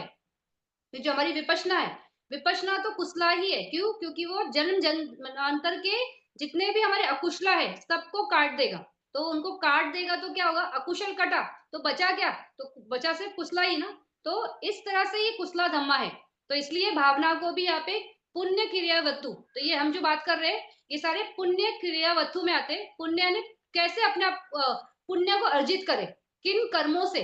तो दान कर्म से कर सकते हो, फिर शील में रहकर कर सकते हो, क्योंकि कुछ गलत नहीं कर रहे हो तो वो भी कुशला ही है। फिर उस तरह से भावना, तो इस तरह से इन क्रियाओं से आप क्या कर रहे हो, ज़्यादा से ज़्यादा पुण्य ही जमा कर रहे हो। तो इसके बाद है अपय चयना। तो अपय चयना यानी क्या? कि कोई जो भी है, जो आदर के लायक है, आदर के लायक मतलब यानी जिनको हम आदर कर सकते हैं। तो जैसे माता-पिता है, हमारे गुरु है, फिर कोई हमारा अच्छा गाइड कर जो होगा कोई, तो इस तरह से जो आदरणीय लोग हैं, उनके प्रति हमारे मन में श्रद्धा और आदर भाव, उसको बोलते हैं अपय चयना। तो जैसे आज का टाइम है, तो मैं ये बहुत क्लियरली देखती हूँ कि बचपन में मुझे अच्छे से याद है कि जब कोई बाहर से गेस्ट आता था, तो दरवाजे पहले बच्चे ही खोलते थे। और जैसे ही दरवाजे बच्चे खोलते थे तो बोलते थे, जैसे उस टाइम पे बहुत ऐसा होता था ना कि हमारे कोई दादा दादी आ रहे, चाचा चाची आ रहे, ये आ रहे, फलाना, बहुत सारे रिश्ते आ रहे, फ्रेंड्स आ रहे, ये कोई भी आ रहे, तो सबसे पहले दरवाजा खोलते ही वो उनके पहले पैर पड़ते थे। तो फिर वो बोलते थे अरे आशीर्वाद, बहुत बहुत खुश होते थे कि अरे बच्चों ने पैर पड़ा। फिर बच्चे जो अंदर होते थे वो भाग के आते थे, बोलते थे नमस्ते। तो इस तरह से क्या होता था, सामने वाला जो आया है उसको एक फीलिंग होती थी ना कि अरे मैं वेलकम हूँ, इस जगह पे मैं वेलकम हूँ। तो क्या हो, सारे बच्चे और घर के भी बड़े, जैसे अगर कोई बूढ़ा आया है घर पे, तो घर की जो मम्मी है वगैरह है, वो लोग भी आगे आते थे, फिर उनके पैर पड़ते थे, फिर उनको रिस्पेक्ट से बैठाते थे, पानी देते थे और फिर उसके बाद की बातें होती थी। लेकिन आज के टाइम में टोटली डिफरेंट है। आज दरवाजा कभी भी बच्चे नहीं खोलते, क्यों? क्योंकि वो सारा टाइम लैपटॉप पे या तो ये अपना मोबाइल में है या आईपैड में बैठे हुए हैं। उनको मालूम भी नहीं क्या है। अगर बाय चांस वो अंदर जैसे कोई आ रहा है, फिर पूछेंगे बच्चे कहाँ हैं? तो बोलेंगे ना बच्चे अंदर है। अंदर क्या कर रहे हैं? हाँ, अपना काम कर रहे हैं। क्या काम कर रहे हैं मालूम नहीं, वो अपना मोबाइल वगैरह में रहते हैं। फिर वो बच्चे बाहर भाग के आके नमस्ते और पैर पड़ना, ये तो है ही नहीं कल्चर में। मान लो कोई पेरेंट्स खींच के लाए अपने बच्चे को और बोलेगा कि पैर पड़, तो वो उसके मोबाइल में से उसकी मुंडी भी नहीं उठती है और वो बड़े मुश्किल से चिढ़ते चिढ़ते ऐसे पैर पे हाथ लगा के भाग जाएगा। तो ये सब अब नहीं है। तो हमें इस पे भी ध्यान देना है कि जो रिस्पेक्ट के लायक है, उनको रिस्पेक्ट देना चाहिए, आदर देना चाहिए, ये भी कुशला है। तो ये अपयचना कर्म में आता है कि जो भी है आदरणीय व्यक्ति है, उसके बारे में श्रद्धा होनी चाहिए मन में और आदर भाव होना चाहिए। तो ये भी एक अच्छा कुशला है। फिर उसी तरह से इसके आगे वाला व्यय वाचा। तो व्यय वाचा में क्या है कि जो लोग हैं, जैसे ये आदर वाले लोग हैं, जो माता-पिता है, कोई गुरु है, टीचर है, गाइड है, कल्याण मित्र है, जो भी है, तो इनको अगर कभी ज़रूरत पड़े, तो हमें उनके लिए जो भी हेल्प बन सकता है, वो करना चाहिए। जैसे भी बूढ़े हैं, तो उनको हेल्प लगती है ना हॉस्पिटल जाने के लिए, फिर हॉस्पिटल से आने के लिए, या कोई घर में नहीं है, तो उनकी दवाइयाँ कोई ला दे। तो इस तरह से कोई भी तरीके से हेल्प, जैसे भी आप कर सकते हो। या उनसे बात, कोई बहुत अकेला फ़ील करता है, कोई बुज़ुर्ग लोगों के लिए काफ़ी ये होता है, आज के टाइम में तो बहुत ज़्यादा है। उनके लिए किसी के पास टाइम ही नहीं है, तो कोई उनसे बात भी नहीं करता है। तो सिर्फ़ उनसे बैठ के बात कर लिया, उनका हाल-चाल पूछ लिया, तो ये भी एक तरह का व्यय-वाचा ही है कि आप उनके लिए कुछ तो हेल्प कर रहे हो। उनका खालीपन दूर करने के लिए उनसे बात करना ही उनका उनके लिए बहुत बड़ी बात है। तो इस तरह से कुछ भी करके, मतलब कोई भी एक्टिविटी, भले उनके लिए डायरेक्ट सर्विस करो कि उनको हॉस्पिटल ले जाओ, मेडिसिन्स ले आओ या उनसे बात ही कर लो, जैसा भी है। तो जो जैसा जिसका कंडीशन है, जैसा जिसका बन पड़ता है, उसके लिए हम कुछ कर सकते हैं। तो ये व्यय-वाचा में आता है, तो ये भी बहुत कुशला कम्मा है। फिर उसके आगे है पटी दाना। तो पटी दाना किसको बोलते हैं? दान जो है, हम जिसको जानते हैं कि दान मतलब दान देना। पटी दाना यानी क्या कि जब कोई व्यक्ति सोचता है कि मैं दान दूँ, तो जो दान देने की चेतना है वो उस व्यक्ति में उत्पन्न होती है कि मुझे दान देना है। तो उस चेतना को पटी बोलते हैं। तो यानी जिसने दान दिया है, उसी के मानस में है कि मैं दान दूँ, तो दायक जो है, तो वो पटी होता है। अभी पटी दाना क्या होता है? तो जब कोई व्यक्ति दान देता है, तो दान देने के बाद ऐसा उसके मन में होता है ना कि मैंने बहुत कुशला कम्मा किया है आज। तो ये कुशला कम्मा जो मैंने किया है, ये इसका पुण्य मैं सब में वितरण करता हूँ। तो वो क्या होता है, सबके अपना ये होता है ना मेरिट शेयर करना। तो जैसे बहुत लोग जाते हैं ना 10 दिवस के लिए या सेवा देने जाते हैं। तो जो भी जितने दिन भी अगर धम्मा भूमि जाता है, सेवा देता है या मेडिटेशन के लिए भी जाता है, तो वो बोलते हैं ना लास्ट डे पे कि मैं अपनी मैं मैत्री सबके शेयर करता हूँ, जो भी मैंने पुण्य अर्जित किया सबको देता हूँ। तो इस तरह से मैत्री शेयर होती है। तो ये मैत्री शेयर करना ही पटीदाना होता है। मैत्री या जो भी है, जो भी आप करते हो, जैसे आप जाके किसी पगोड़ा में आपने फूल चढ़ाए, तो ये बहुत बड़ा दाना है, मतलब कुशला है, आपका दाना है। तो वो करने के बाद बोलते हैं कि इतना पुण्य जो मैंने अर्जित किया है, इससे ये मैं सारे सबको देता हूँ। तो जो सबको देना होता है ना, दैट इज पटिदाना, यानी आपने सबको दिया। तो ये बहुत बड़ा दाना है एक्चुअल में। जो दान देते हो वो तो बड़ी बात है, लेकिन अगर आपने पटी दाना दिया, यानी आपने क्या किया, यहाँ पे ना 2 बार दान हो जाता है। एक बार जो एग्ज़ैक्टली आपने दान दिया, वो एक दान हो गया, उसका आपको फल तो मिलने ही वाला है। फिर आप जब बोलते हो ना कि मेरा ये दान कर्म का फल मैं सब में देता हूँ, तो ये सेकंड टाइम दान होता है। तो 2-2 फल हो गए आपको, 1 फल नहीं है। तो लोग बहुत बार सोचते हैं कि अरे मैंने जो दान दिया, अगर मैंने ऐसा डिस्ट्रीब्यूट किया, तो मेरा कम हो जाएगा। ऐसा नहीं होता है। ये ट्रांसफर नहीं होता है, ये शेयर हो रहा है, तो इसको बोलते हैं शेयरिंग ऑफ मेरिट, ट्रांसफरेंस नहीं। ट्रांसफर यानी क्या हुआ, यहाँ से उठा के उधर दे दिया, यानी ये जगह खाली हो गई, तो वो ट्रांसफर होता है। ये ट्रांसफरेंस नहीं है, ये शेयरिंग ऑफ मेरिट है। तब शेयर कर रहे हो। जैसे एक मोमबत्ती होती है, तो एक मोमबत्ती जल रही है, उससे आपने 10 मोमबत्ती जलाई तो ये बुझ जाती है? नहीं ना, ये भी जलती है, बाकी भी जलते हैं। तो यहाँ भी जल रहा है, वहाँ भी जल रहा है, तो डबल हो गया ना। तो उसी तरह से ये दाना होता है, पटिदाना का, कि आपने जो दान दिया, उसका तो आपको कुछ लागा मिल गया। उसी तरह से जो दान देने के बाद जो चेतना थी कि सबको मिले, तो डबल कुशला हो जाता है, तो ये बहुत बड़ा होता है। तो इस तरह से पटिदाना करना चाहिए। फिर इसके बाद है पटा अनुमोदना। तो पटा अनुमोदना यानी क्या, कि जब हम ये दान देते हैं, तो ये कैसे होता है कि किसी और ने दान दिया, तो उसको दान देते हुए देखकर हम ऐसे मन में होता है ना कि अरे वाह कितना कुशला, इस व्यक्ति ने फला फला चीज दी। तो हम उसका क्या करते हैं, अनुमोदन करते हैं। तो उसको बोलते हैं पटा अनुमोदन, यानी किसी और ने दान दिया है, लेकिन हमने अनुमोदन कर लिया कि अरे वाह इसका बहुत अच्छा है।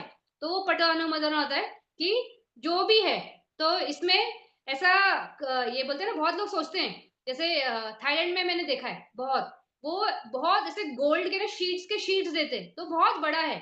तो मैं वो गोल्ड के शीट्स नहीं दे सकती हूँ, लेकिन वो जब दान का सेरेमनी हो रहा है, अगर मैंने उसका अनुमोदन कर दिया, तो मुझे उतना ही मेरिट मिल रहा है जितना इनको मिल रहा है। तो इसको बोलते हैं पटी अनुमोदना, यानी किसी ने किया लेकिन आपने उस शुद्ध चित्त से उसका अनुमोदन कर लिया। तो भले आपने वो चीज़ पर्सनली नहीं दी, लेकिन उसका अनुमोदन करने से भी आपका कुशला ही है। तो कभी भी कोई दान देना, उसकी निंदा नहीं करना। अगर उसका प्रशंसा नहीं कर सकते ना, उसका निंदा नहीं करना। क्योंकि निंदा किया, तो आपने अपने लिए ही बाधा क्रिएट कर ली। वो बहुत गलत है, कि क्योंकि क्या होता है, सामने वाला दान दे रहा है बहुत शुद्ध चेतना से। आप नहीं दे सकते, उसको नीचा मत दिखाओ या उसको गलत मत बोलो। आप साइलेंट रह जाओ। लेकिन अगर आपने सामने वाला कर रहा है, उसमें आपने अच्छा बोला, तो आपको भी वही मिल गया। तो इतना ईज़ी है दान से अपना क्या बोलते हैं, कुशला बढ़ाना। खुद दान देना बहुत कुशला है। कोई और दान दे रहा है और उसका अनुमोदन कर लिया, तो भी कुशला है। हमने दान दिया और उसको सब में दे दिया, तो हमने अपना डबल कर लिया। तो इस तरह से दान में तो बहुत अपॉर्च्युनिटी है कि आप अपना संवर्धन करो कुशला का। तो इस तरह से ये याद रखना है कि किसी ने दान दिया तो उसको नीचा नहीं दिखाना है, क्योंकि बहुत लोग ऐसे होते हैं कि बोलते हैं अरे इसने ऐसे दान दिया तो वाह अपने को क्या समझते हैं, ऐसा होता है क्या, वैसा होता है क्या, दुनिया भर का उसमें पंचायत करते हैं। गलत है, नहीं करना चाहिए। क्यों? क्योंकि आपको कुसला नहीं चाहिए, तो साइलेंट रहो, लेकिन बोल के कुसला कर लिया, तो वहां पे अपने लिए ही बाधा क्रिएट कर ली। तो ऐसा नहीं करना चाहिए। तो इसके आगे है धम्म श्रवणा। तो धम्म श्रवणा तो सबको पता है कि धर्म की बातें सुनना, वो भी बहुत कुसला है।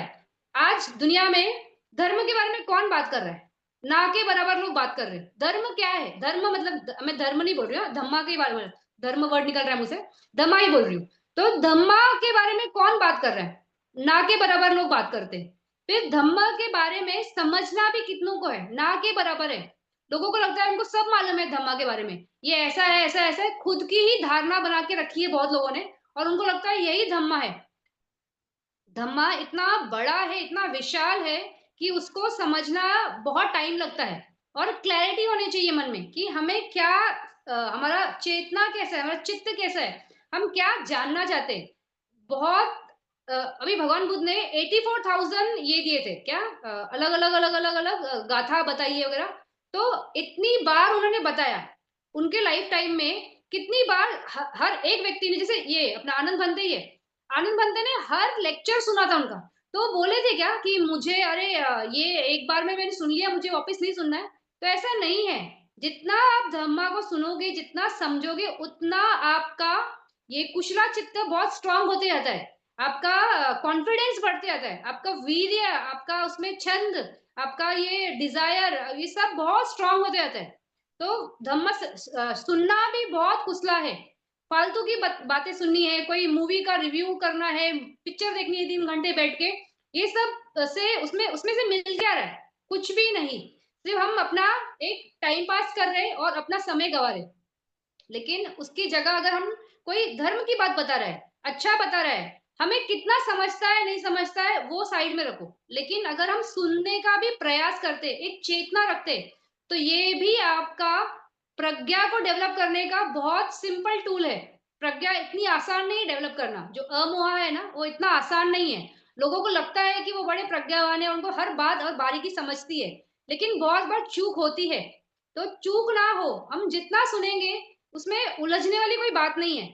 कुछ लोगों को लगता है कि ये सिर्फ ऐसे बातें हैं, अगर इतना वो होता तो भगवान बुद्ध एक देशना देते उसके बाद चुप हो जाते, कभी बोलते ही नहीं।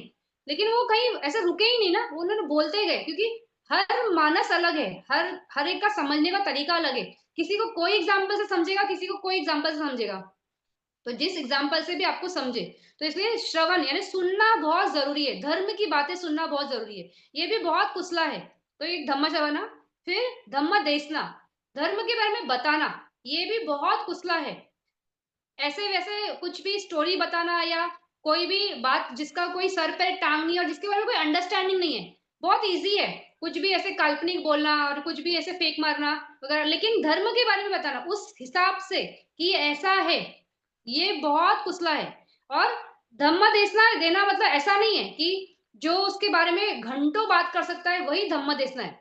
अगर आपने सुना किसी को धम्म देशना बोलते हुए भी, और आप किसी और को बोलते हो कि आप भी सुनो, तो वो आपके तरफ से धम्म देशना होगी, क्योंकि आपने किसी को राइट जगह जाने के लिए प्रेरित किया।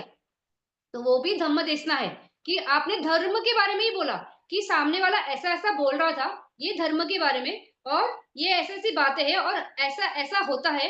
तो जो आपको समझा, आपने उसको 5-6 मिनट में समझाया, फिर आपने उसको ये बोला कि आपको और समझना है तो वहां पे आप जाओ, उनसे सुनो या सीखो या समझो। तो ये भी धर्म देशना ही हुई। तो इसका मतलब धर्म देशना ऐसा नहीं होता है कि आप घंटों जो बोलते हो वही देशना। अगर किसी को प्रेरित किया धम्म देशना सुनने के लिए अपने थ्रू, तो आपने जो शब्द इस्तेमाल किए वो धम्म देशना ही होती है। तो इस तरह से धम्म देशना। फिर दिट्ठी उजुगमा, दिट्ठी उजुगमा यानी क्या? दिट्ठी यानी क्या कि एक धारणा होना, व्यू होना, उसको दिट्ठी बोलते हैं। और उजुगमा यानी स्ट्रेट, यानी मन की जो धारणा है वो एकदम सीधी है। सीधी है यानी क्या है? सही है, उसको बोलते हैं दिट्ठी उजुगमा। तो हमने जब अकुशला देखा था, तो उसने था ना दिट्ठी, मिच्छा दिट्ठी, यानी गलत धारणा से करी हुई चीजों को ये हमारे को क्या होता है? अकुशला ही मिलता है। और वही अगर सही धारणा से कोई भी हम कर्म करते हैं तो वो कुशला ही है। तो इस तरह से दिट्ठी उजुगमा। और ये जो दिट्ठी उजुगमा है, वो देखा जाए तो ये जितना ये एक एक क्रिया वस्तु है, मतलब एक कर्म है पुण्य क्रिया करने के लिए, क्या? दिट्ठी उजुगमा यानी आपका धारणा सही होना चाहिए। तो ये अपने आप में एक कर्म है, लेकिन ये जितने भी बाकी 9 कर्म है, तो हमारा जो शील हो गया, दान हो गया, अपरिचयना हो गया, पटी अनुमोदना हो गया, व्ययवाचा हो गया, फिर धम्म देशना, धम्म सवना, तो जो भी है, जितने भी हमारे पुण्य क्रिया वस्तु है, उसमें सब में ये दिट्ठी है।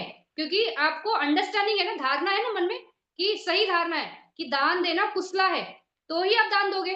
फिर शील में रहना कुशला है, तो भी आप शील में रहोगे।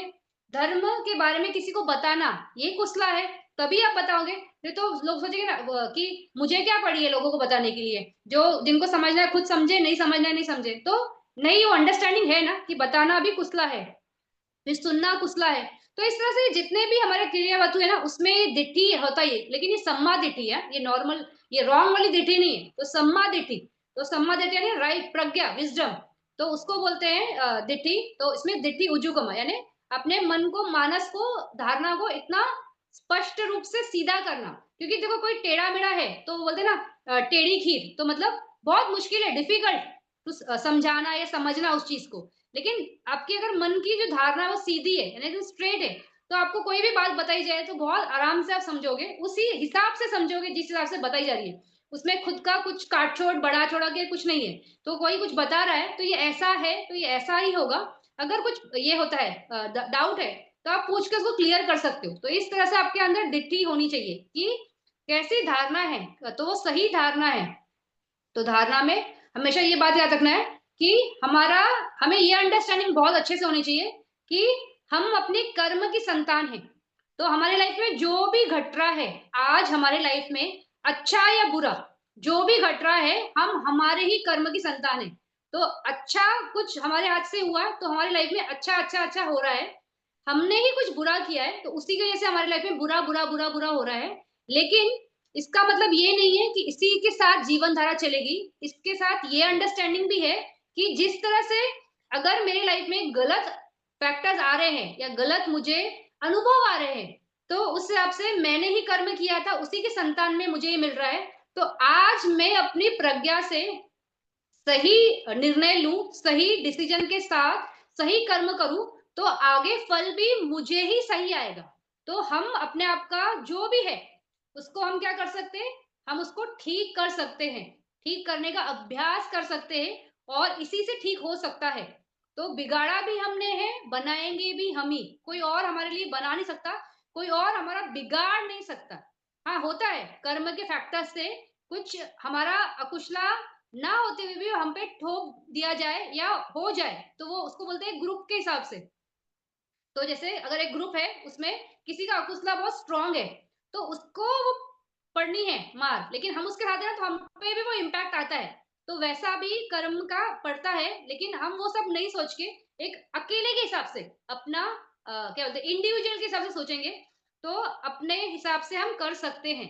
तो कुशला करके ही जो भी अकुशला चल रहा है लाइफ में उसको काटा जा सकता है और आगे के लिए कुशला का रास्ता बनाया जा सकता है। तो इस तरह से हमें ये मालूम होना चाहिए। तो इसलिए ये 10 क्रियावठु है।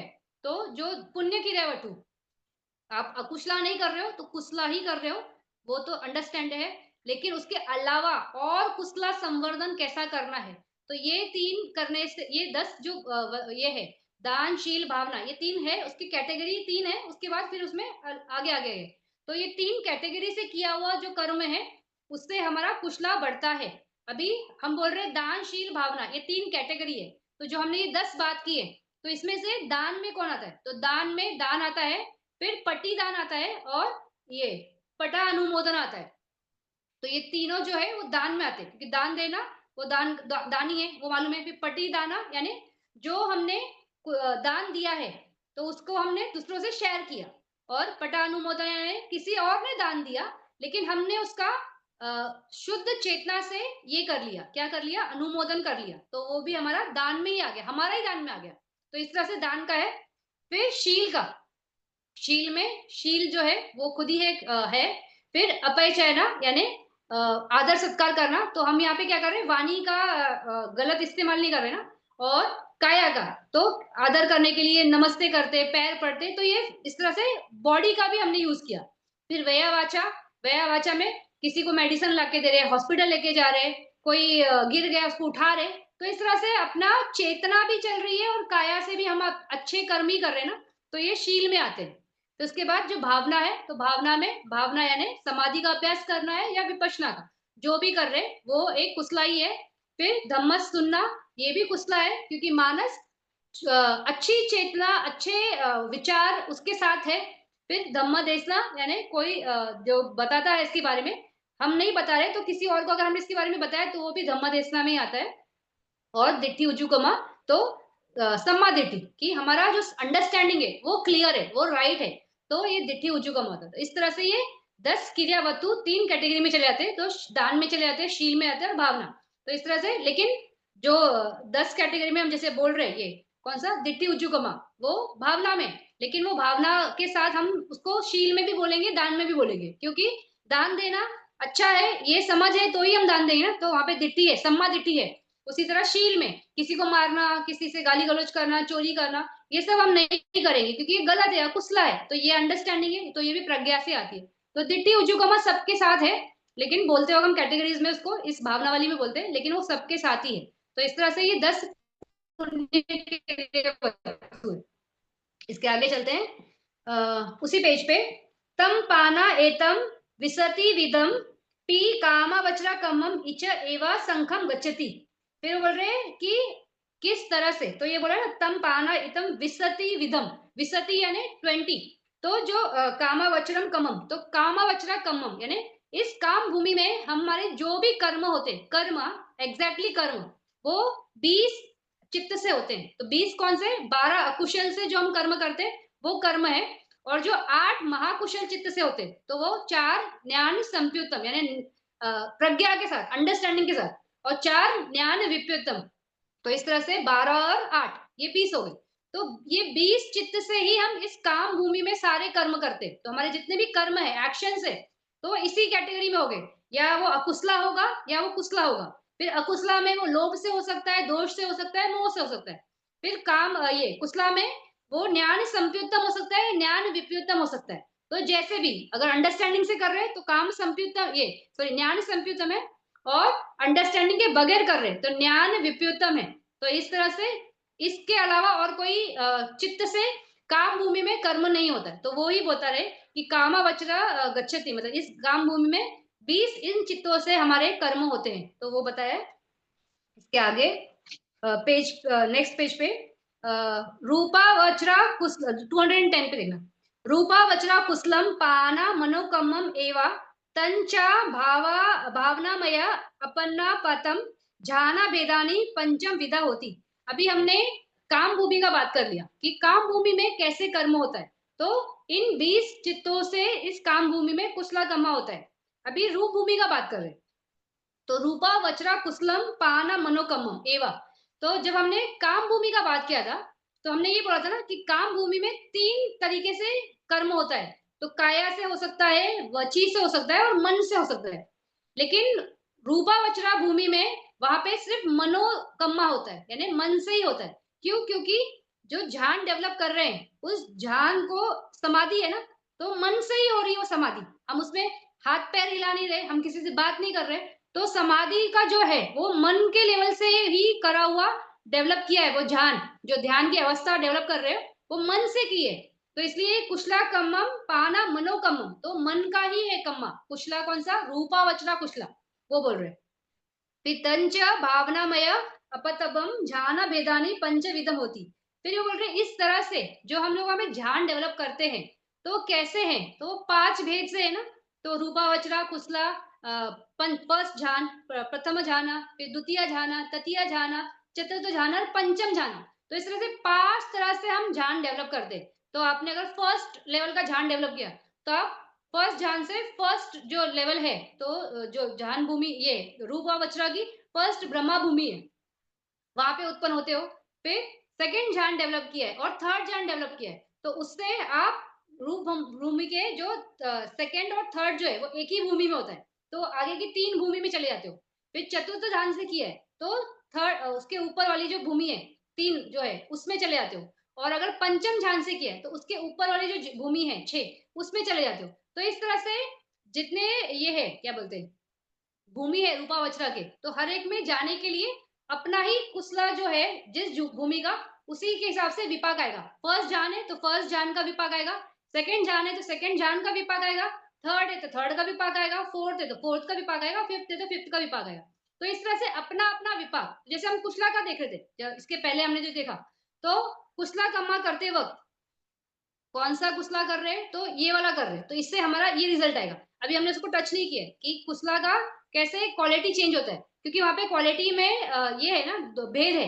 क्योंकि जो कर्म ज्ञान संप्युत्तम से किए उसका क्वालिटी अलग है, जो ज्ञान विप्युत्तम से किया उसका क्वालिटी अलग है। तो उसके हिसाब से रिजल्ट की क्वालिटी चेंज होती है, तो उस हिसाब से जाएगा वो। लेकिन रूप भूमि का जैसे है, फर्स्ट जान है तो फर्स्ट जान ही मिलेगा, सेकंड है तो सेकंड जान ही मिलेगा, थर्ड है तो थर्ड, वो पैरेलल है, उसी हिसाब से जाएगा। ऐसा नहीं है कि फर्स्ट जाने हो तो तीसरे जान में चले जाओगे, वहां पे उत्पन्न हो जाओगे ऐसे, मतलब मन मर्जी, वैसा नहीं होगा। जैसा है उसी के पैरेलल जाता है। तो ये बहुत सिंपल है, तो इससे आपसे उसे गाथा के हिसाब से। इसके आगे थोड़ा हम बात करेंगे। तो इसके आगे तथा अरूपा वचरा कुशलम च मनोकम्मम तम्पि भावनाया माया अपतपम आलंबना भेदानी चतुर्विधानी होती। इसके बाद वो अरूपा का बोल रहे हैं। तो अरूपा वचरा में भी कैसे बोल रहे हैं कि वो मनोकम्मम है, क्योंकि जो हमने डेवलप किया, ध्यान डेवलप किया अरूप भूमि का, वो भी मन का लेवल का था ना, उसमें भी काया और वाच्य का कोई काम नहीं, तो सारे ये भी मनोकम्मम ही है। फिर तम पी भावनामयम अपतबम आलम्बना भेदमी चतुर्विधा, तो बोल रहे वहां पे आलम्बन के हिसाब से है, तो जो ऑब्जेक्ट ऑफ मेडिटेशन है ना उस हिसाब से वो भूमि है। तो जैसे वो फर्स्ट ये रूपावचरा का था, तो first second third fourth fifth ध्यान जो है उसमें ध्यानांग के हिसाब से होता है। तो वितक विचार पीति सुखा एकाग्रता, ये 5 ध्यानांग से डेवलप किया हुआ ध्यान फर्स्ट ध्यान होता है। फिर विचारा पीति सुखा एकाग्रता है सेकंड ध्यान होता है। तो वहां पे जो ध्यान के फैक्टर्स है उसके हिसाब से ध्यान के भेद है।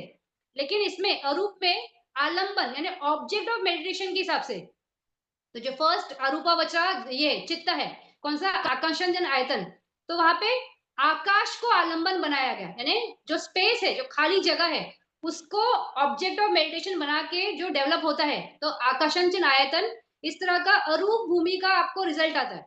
फिर उसके बाद है विन्यांचन आयतन, यानी विन्यान यानी उसमें जो देखा जा रहा है, जिस आकाश को देख रहे हैं उसमें कौन देख रहा है, तो चित्त देख रहा है ना, मन देख रहा है, तो मन यानी विन्यान, उसको आलंबन बनाया, तो उसके हिसाब से विन्यांचन आयतन में जाते हो। फिर ने सही या ना ऐसे जाता है आयतन, सॉरी उसके बाद अकिंचन आयतन है, तो अकिंचन यानी परसेप्शन है, संज्ञा है या नहीं है, तो मालूम नहीं पड़ रहा है, नहीं। अकिंचन आयतन ये है, एक सेकंड देखना पड़ेगा, बहुत दिन हो गया। अकिंचन आयतन इज नथिंगनेस, ये नहीं है, कुछ भी नहीं है, तो उसको अकिंचन आयतन बोलते हैं। तो यहाँ वो उस विज्ञान में जब देखता है तो बोलता है इसमें तो कुछ है ही नहीं, तो नथिंग यानी कुछ नहीं है, तो अकिंचन आयतन, तो इस तरह से वो वाला ऑब्जेक्ट। फिर नेर सही या ना ऐसा आयतन मतलब संज्ञा, संज्ञा है कि नहीं है, मालूम नहीं पड़ रहा है, इतनी सूक्ष्म है, कभी लगता है नहीं है, तो इस तरफ से वो उस भूमि में आते हैं, तो अपने ऑब्जेक्ट के हिसाब से जाते हैं। ये कौन सा, अरूप भूमि का, तो अरूप का ऑब्जेक्ट के हिसाब से उनकी जो भूमि आएगी उस हिसाब से वो चले जाएंगे, तो वो भी सिंपल है। तो ये हमारा ऑब्जेक्ट के हिसाब से हम कहाँ पहुंच रहे हैं, ये सॉरी ऑब्जेक्ट के हिसाब से नहीं, कर्म की क्वालिटी के हिसाब से। तो जो रूप भूमि है और अरूप भूमि है, तो उनमें जिस लेवल का ध्यान डेवलप किया उस हिसाब से हमको विपाक जाएगा, यानी हम वहां पे पहुंचेंगे, नहीं पटी संधि हो जाएंगे, ये चैप्टर पटी संधि के बारे में ना, तो पटी संधि हो गया, वहां पहुंच रहे हो। लेकिन रूपावचरा कुशला का जो है अभी हम उसका बात करेंगे, तो वहां पे पटी संधि कैसे चेंज होती रहती है। तो अभी यहाँ पे उसी पेज पे नीचे देखना, एथा कुशला कमम उदच्च चरितम अपया भूमियम पटी संदम जानेति, और मैं पहले पूरा गाथा पढ़ती हूँ फिर हम उसको ब्रेक करेंगे। पवत्यम पाना सब्बम पी द्वादिशा विदम सत्त अकुशला पाकानी सबता पी कामा लोके रूपा लोके च यथारहम विपच्छति। अभी ये बता रहे कि जो अकुशला है, जो 12 अकुशल है, उसका विपाक कैसे आता है या उसका रिजल्ट कैसे आता है।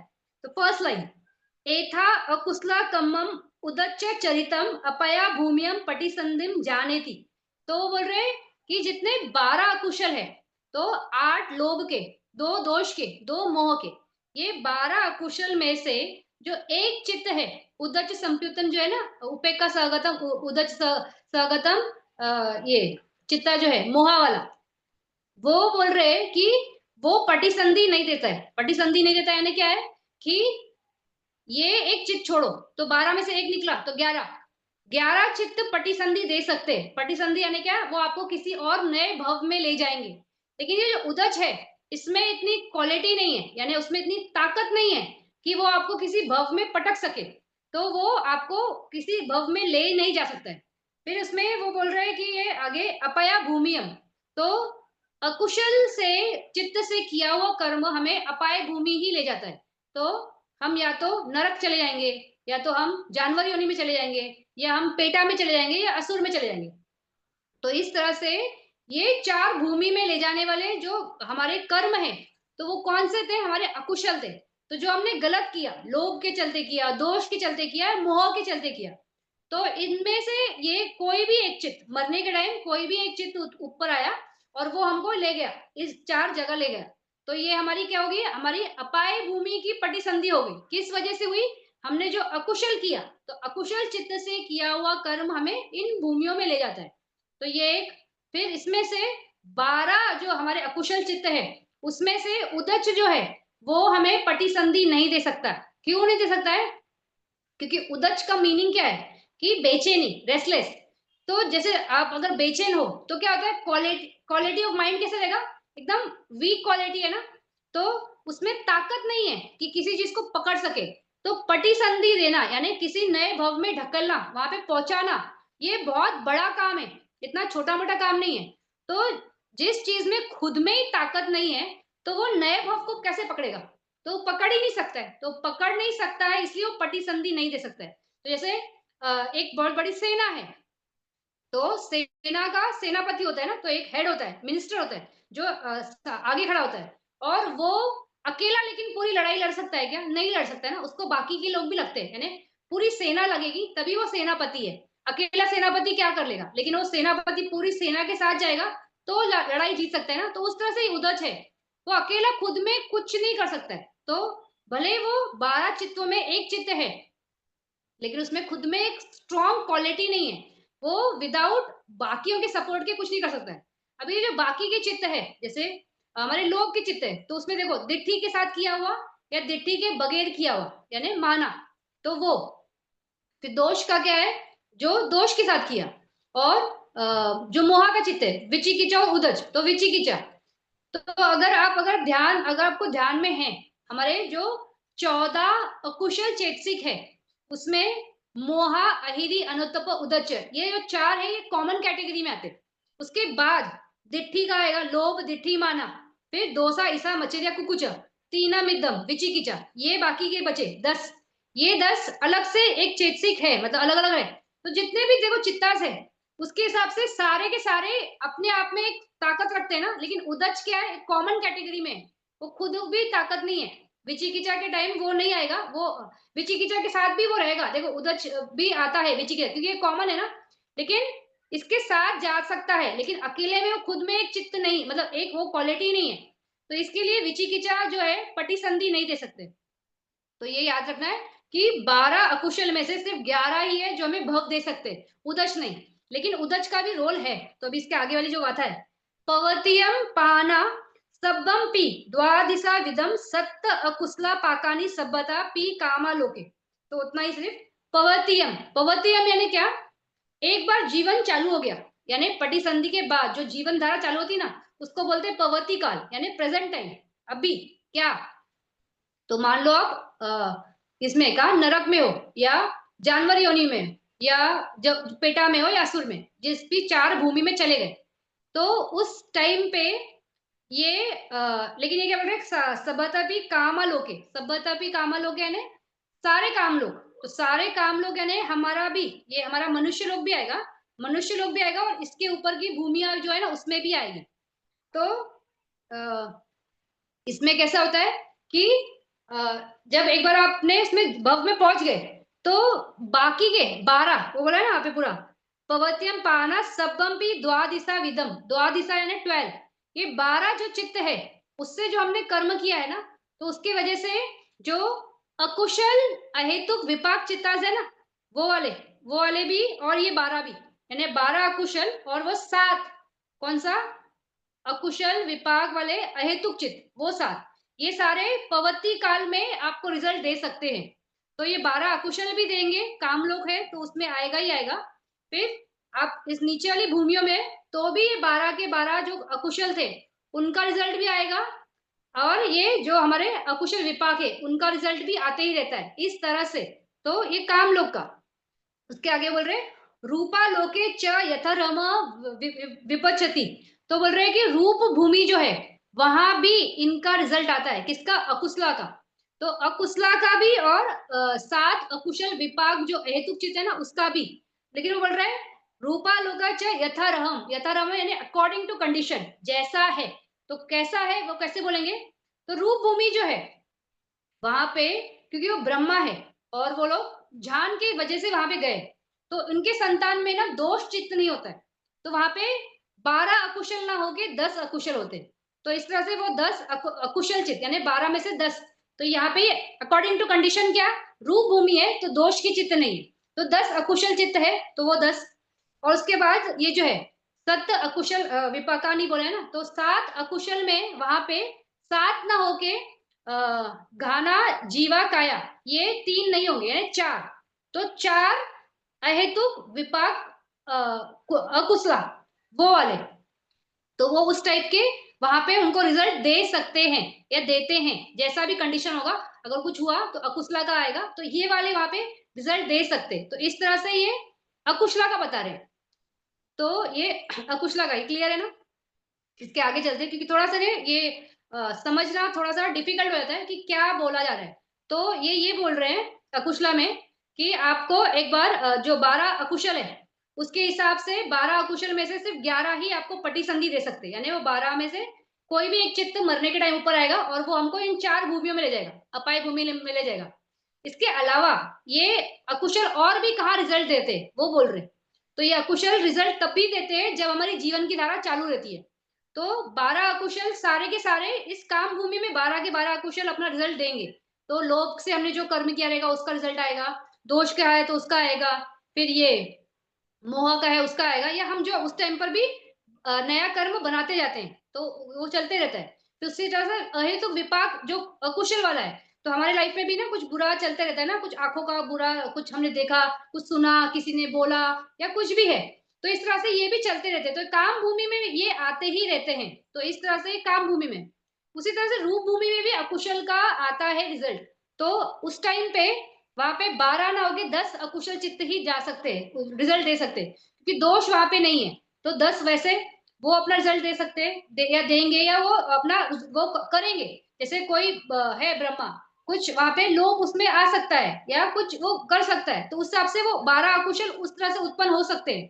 फिर जो ये अहेतुक विपाक वाले हैं, तो उसमें से 7 है, तो उसमें से 3 नहीं आएंगे वहां पे, क्योंकि उनको नाक नहीं होती है, फिर ये जीवा नहीं होती है और काया नहीं होती है। तो ये 3 भी वहां पे उत्पन्न नहीं होते, तो इसलिए बोल रहे हैं यथा योग, जैसा है वैसा रहेगा। तो इस तरह से ये अकुशला का। इसके आगे ये थोड़ा सा ध्यान से सुनना, ये थोड़ा सा डिफिकल्ट भी है। कामावचरा कुशला पी, नेक्स्ट पेज पे 211। कामावचरा कुशलम पी काम सुगतियम एवा पटिसंधिम जानेति तथा पवत्यम च महाविपाकानि अहेतु विपाकानि पाना अत्थापि सभ्यतापि कामालोके रूपालोके च यथाराम विपचति। अभी वो कैसे बोल रहे हैं, ये एक्चुअली में मुझे नहीं लगता है मैं कंप्लीट कर पाऊंगी, ये बड़ा है, इसको एक्सप्लेन करना। ठीक है, थोड़ा सा स्टार्ट करते हैं। कामावचरा कुशलम पी काम सुगतिम, तो बोल रहे हैं जो भी हमने कामावचरा कुशलम यानी जो 8 महाकुशल चित्त है, उससे किया वो जो कर्म है, उससे हम काम सुगति भूमि में आएंगे। तो काम सुगति भूमि यानी क्या? मनुष्य, या तो इसके ऊपर के जो 6 देवा वर्ल्ड है, तो इस 7 जगह पे हमारी उत्पत्ति होगी अगर हमने कामा वचरा कुशला इससे चित्त से काम किया है। तो फिर ये पटिसंधि में बोला उसने, तथा पवत्यम यानी पैदा होने के बाद, उसके बाद क्या?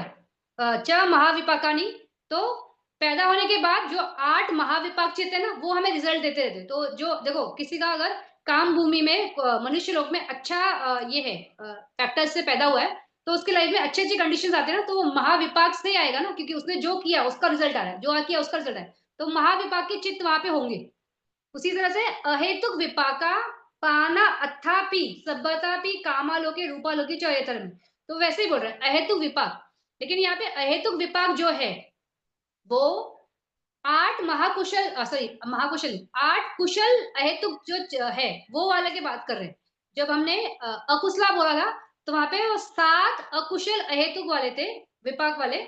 और यहाँ पे अहेतुक में कुशल विपाक वाले रहेंगे। तो कुशल विपाक अहेतुक के जो 8 चित्त है, वो जब हमने जीवन मतलब हमारा हो गया, जन्म हो गया, तो उसके बाद हमारे लाइफ की धारा में जो कंडीशंस के हिसाब से जो विज्ञान आएगा, चक्षु का आएगा, श्रोता आएगा, घान आएगा, जीवा आएगा, काया आएगा, तो जो भी हम देख रहे, सुन रहे, बोल रहे, खा रहे, पी रहे, जो हमें बॉडी में कांटेक्ट हो रहा है, जो भी हो रहा है, तो ये सारे अच्छे वाले जो है कुशला विपाक के हिसाब से अहेतुक वाले, वो हमें लाइफ टाइम में इस तरह से मिलते रहेंगे। तो कामालोका, तो कामालोका यानी हमारे लेवल, हमारे भूमि में, और हमसे ऊपर जो देव भूमि है उसमें भी, तो वहां पर भी महाविपाक 8, और ये वाला कौन सा जो हमारा अहेतुक विपाक वाले, वो वाले। फिर रूपालोका, तो रूप भूमि में 8 महाविपाक का जो है वो महाविपाक रूप भूमि में विपाक नहीं देता है, तो वो उस लेवल का नहीं है। तो वहां पे सिर्फ जो अहेतुक विपाक है ना, जो 8 कुशला वाले, वो ही देंगे रिजल्ट वहां पे। उसमें भी जो घाना जीवा काया यानी 3 निकालेंगे तो 5 5 अहेतुक विपाक चित्त वहां पे रिजल्ट देते हैं। तो हमने ये देखा था ना अकुशला का, अकुशला में अकुशल के जो 10 है वो वहां पे रूप भूमि में भी ये देते हैं, रिजल्ट देते हैं। लेकिन यहाँ पे नहीं, ये भी होगा कामा, कामा का भी महाविपाक वाला भी होगा, काम विपाक महा, हाँ होगा। तो महाविपाक और ये अहेतुक जो 5 8 नहीं, वहां पे रिजल्ट देते हैं कहाँ पे, रूप भूमि में। तो इसको समझने के लिए एक्चुअली में मुझे वो बताना है कि आपको ये कोई भी हम जब कर्म करते हैं तो ये मैं लेती हूँ, अच्छा ले ही लेती हूँ क्योंकि मुझे लगता है वो शायद कंप्लीट नहीं होगा, लेकिन इसलिए मैं थोड़ा हिचक रही हूँ लेने के लिए, ये बड़ा है। ठीक है, इसके कैसे करें, कितना टाइम है अभी, मेरे ख्याल से 15 मिनट है राइट, अभी 20 मिनट है। ठीक है, मैं कंप्लीट कर सकती हूँ, करती हूँ। तो कैसे होता है, मतलब कर्म का भेद कैसे चलता है, तो इसके लिए एक गाथा है, पेज नंबर 214 पे देखना। तथापि तियेतुकम उकत कुशलम तियेतुकम पटिसंधिम दत्वा पवते 16 विपाकानि विपाचति। तो वो बोल रहे हैं कैसा समझना है, मतलब जो रिजल्ट्स आ रहे हैं ना, तो रिजल्ट्स कैसे आते हैं, और उसमें जो हमारा ये है क्या बोलते हैं रूट, जो त्रिहेतुक है या दुहेतुक है, तो वो हेतु कैसे बदलता है या कैसे होता है।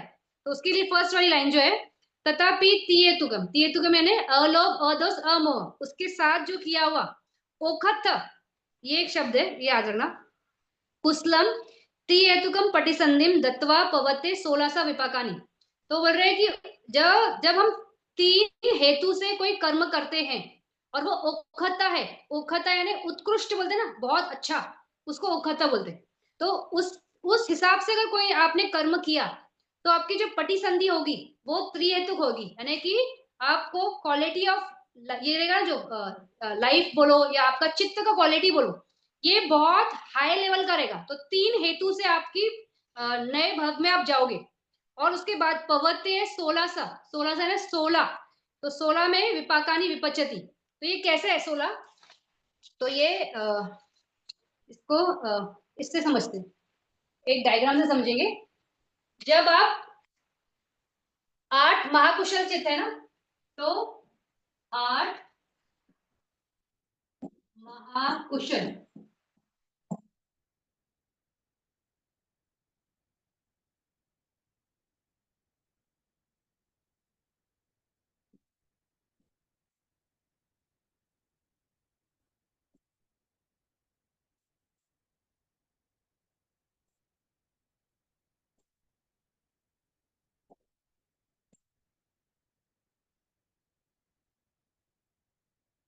4 चित्त है ज्ञान संयुक्तम और 4 है ज्ञान विपरीतम, इस तरह से चित्त है।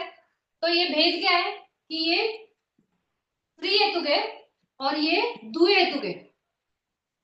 जो ज्ञान विपरीतम चित्त है उसमें अलोभ अदोष, ये दो मूल है, यानी ये दो रूट्स है। ज्ञान संयुक्तम जो है इसमें अलोभ अदोष अमोह, तो अलोभ अदोष अमोह ये 3 है। यहाँ पे अलोभ और अदोष 2 है। तो ये डिफरेंस है इसमें, हमारे महाकुशल में। तो जब हम कोई कर्म करते हैं तो उसमें संभावना कैसे होती है, तो हम द्विहेतुक से या 3 हेतु से काम कर सकते हैं, ये एक संभावना होती है। जहां पे हम ज्ञान संयुक्तम यानी अंडरस्टैंडिंग से कर रहे हैं तो वो त्रिहेतुक से किया हुआ कर्म है। जब हम अंडरस्टैंड नहीं कर रहे और सिर्फ करने के लिए कर रहे हैं तो वो द्विहेतुक कर्म इससे किया हुआ है कर्म है, मतलब इस हेतु से किया हुआ कर्म है। तो द्विहेतुक से आप 4, ये 4 है, द्विहेतुक वाले 4 है और त्रिहेतुक वाले 4 है। तो क्योंकि 4 चित्त ज्ञान विपरीतम है, 4 ज्ञान संयुक्तम है, तो वो त्रिहेतुक है। फिर इससे द्विहेतुक से आप कितने कर्म कर सकते हो, तो आप इससे 4 टाइप के कर्म कर सकते हो दोनों से। तो ये 4 क्या है, तो आप या तो ओखता कर सकते हो या ओमक्खा कर सकते हो।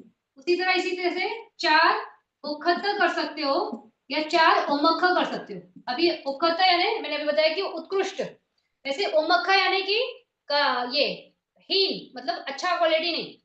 तो जब आप दुई हेतुक से कर्म कर रहे हो, यानी आपको अंडरस्टैंडिंग नहीं है कि आप क्यों कर रहे हो, लेकिन आपने किसी को देखा कि इसने दान दिया, तो आप सोचते हो कि चलो मैं भी दान देता हूँ, तो यानी आपको अंडरस्टैंडिंग नहीं है उसमें, आप उस दुई हेतुक से कर्म कर रहे हो।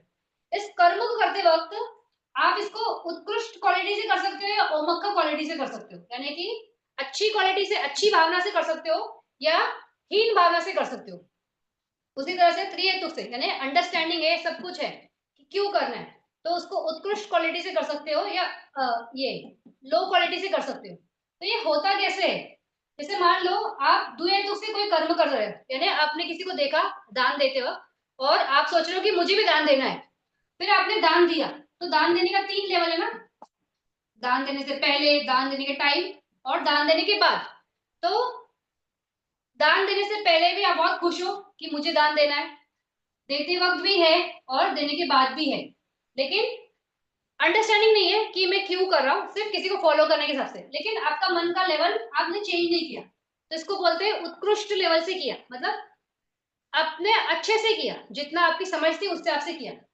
करते वक्त कैसे हो जाए कि करने से पहले आपको अच्छा नहीं लग रहा है, करने के टाइम अच्छा लग रहा है, या करने के बाद किसी भी एक लेवल में आपका अच्छा नहीं लग रहा है, तो यहाँ पे क्या हो गया, क्वालिटी आपको वैसे ही पहले मालूम नहीं है कि आप दान क्यों कर रहे हो, आपने सिर्फ कर रहे हो, किसी को कॉपी कर रहे हो, या आपको लगता है कि घर में मैंने देखा मेरी मम्मी पापा ऐसे करते, हर टाइम जाके इस गाय को ये रोटी लेके आते, इस दिन पे जाके, या इस भिखारी को ये देते, जो भी है ऐसा आपने देखा है, और उसी को फॉलो कर रहे हो, तो अंडरस्टैंडिंग नहीं है, सिर्फ करने की कर रहे हो।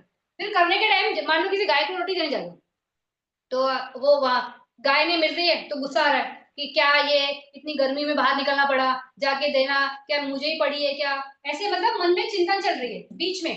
फिर दान दिया, उसको मिल गई, और अरे चलो मिल गई, ठीक है लो, खिला दो, और चले गया। तो क्या हुआ, वैसे ही कुछ मालूम नहीं था, सिर्फ कुछ फॉलो कर रहे थे, और करते करते कर्म में भी आपने अच्छा क्वालिटी से नहीं किया, तो वो हो गया ओमक्ख। तो इस तरह से ओमक्ख दुहेतुक में, वैसे त्रिहेतुक में करते वक्त आपको बहुत अच्छे से अंडरस्टैंडिंग है कि दान क्यों दिया जा रहा है, फिर करते वक्त भी बड़ी खुशी है और देने के बाद भी बड़ा मोद है, तो वो उत्कृष्ट हो गया। और करते वक्त अगर आपको मन में आया कि अरे मुझे नहीं करना था, मैं तो कहाँ फंस गया, फिर थोड़ा से मन हो गया, फिर करने के बाद नहीं ठीक है करना चाहिए, फिर किया, तो कहीं तो अकुशला आ गया ना, तो वो उसको बोलते हैं ओमक, यानी मन में कहीं तो एक लेवल आपने डाउन कर दिया, तो उससे जैसे ये क्वालिटी इसकी पूरी बदल गई, भले त्रिहेतुक थी। तो अब ये क्वालिटी जब बदलती है, मन में चेतना से बदलती है ना, तो उससे रिजल्ट पूरा बदल जाता है, यानी आपको जो इसका मिलने वाला है ना विपाक, उसका पूरा ये कंडीशन ही बदल जाता है। तो कैसे कंडीशन बदलता है,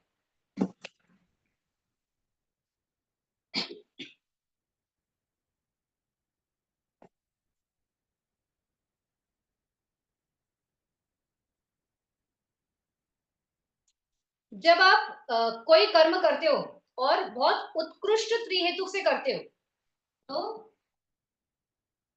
त्रिहेतुक और उखता से, तो इसका रिजल्ट जो है वो त्रिहेतुक आता है, यानी बहुत हायर सुपीरियर जो है ना आपका, अच्छा वाला, परफेक्ट वाला, वो वाला आएगा। लेकिन जब आप ये करते हो, त्रिहेतुक उमक्खा से करते हो, यानी हीन भावना से करते हो, यानी उमक्खा और द्विहेतुक उत्कृष्ट उखता, ये दोनों से, यानी त्रिहेतुक से हीन भावना से किया हुआ कर्म और द्विहेतुक से उत्कृष्ट किया हुआ कर्म, ये दोनों एक ही कैटेगरी में जाते हैं।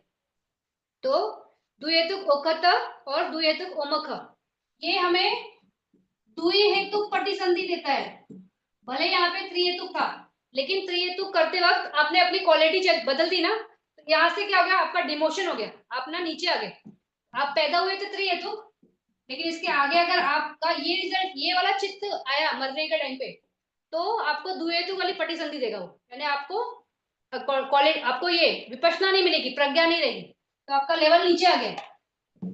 और द्विहेतुक ये था उत्कृष्ट, यानी इस लाइफ में वो द्विहेतुक पैदा हुआ, अगले लाइफ में फिर से वो द्विहेतुक ही पैदा होगा, त्रिहेतुक नहीं हो सकता है, लेवल ऊपर नहीं जाएगा, उसी लेवल पे जाएगा। लेकिन त्रिहेतुक वाला नीचे आ गया, तो ये थोड़ा सा डेंजरस है। और द्विहेतुक अगर उमक्खा किया यानी हीन भावना से किया तो सुगति भूमि पटिसंधि होती है। यानी क्या, ये द्विहेतुक उमक्खा यानी द्विहेतुक से हीन भावना से किया हुआ कर्म आपको नेक्स्ट लाइफ में और नीचे ले आता है, तो लेवल गिरता है। तो यहाँ पे सुगति भूमि में आए लेकिन अहेतुक, अभी हेतु भी नहीं है, अहेतुक आ गए। तो काम सुगति में सॉरी सुगति भूमि में अहेतुक वाले कौन रहते हैं, तो जो अंधे बहरे गूंगे थोड़ा सा पागल मेंटली रिटार्डेड हाथ पैर नहीं वो वाले होते हैं। तो हम थे परफेक्ट लेकिन कर्म करते वक्त हमने हीन भावना से किया, हीन भावना से करने की वजह से नेक्स्ट लाइफ में अगर ये वाला चित्त हमारा आता है ऊपर तो हमें काम सुगति भूमि में ले जाएगा लेकिन अहेतुक वाली पटिसंधि देगा, तो और नीचे ले आए। तो सबसे बेस्ट कौन सा है, ये वाला है। इससे किया हुआ कर्म ही आपको त्रिहेतुक बनाएगा।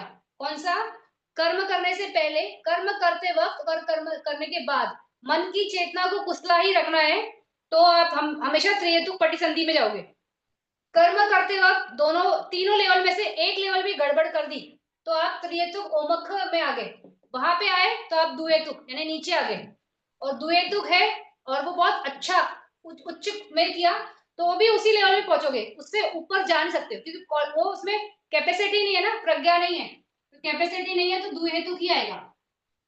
लेकिन इसका मतलब ये नहीं है कि द्विहेतुक वाला द्विहेतुक ही जा रहा है तो उसको कभी क्वालिटी ये क्या बोलते हैं कंडीशन आएगी नहीं। तो नेक्स्ट लाइफ में ये कभी कुछ कंडीशन से आपका क्रिएट हुआ या कुछ हुआ तो आप प्रज्ञा के क्षेत्र में जा सकते हो, तो आपका कंडीशंस क्रिएट करना है। तो इसका मतलब ये नहीं है कि ये फिक्स्ड है, ये ऐसा ही चलेगा, ये द्विहेतुक ही चलेगा, ये सुगति ही चलेगी, ये इसमें ही चलेगा। ये वाला देखो जैसे नीचे आ रहा है वैसे ये वाले भी ऊपर जा सकते हैं, तो ये अपने लेवल्स के हिसाब से बदल सकते हैं, लेकिन उसके लिए मेहनत करनी पड़ती है और अंडरस्टैंडिंग से काम करना है। तो कोई भी चीज नहीं समझती है तो क्लैरिटी नहीं तो किसी को पूछ लो कि ऐसा है, ये ऐसा करूंगा तो ऐसा मिलेगा क्या, या ऐसा है क्या, इसका मतलब ऐसा है क्या, जो भी है। तो उस हिसाब से अगर अंडरस्टैंडिंग के बगैर करोगे तो द्विहेतुक के लेवल में ही चल रहा है कि सिर्फ क्या बोलते हैं कॉपी पेस्ट कर रहे हो समझ के बगैर। लेकिन ये समझ में आ रहा है कि अच्छा कर्म करना अच्छा है, अच्छा कर्म का फल अच्छा है, ये समझा तो भी वो ये प्रज्ञा का क्षेत्र का बात है तो हो जाएगा।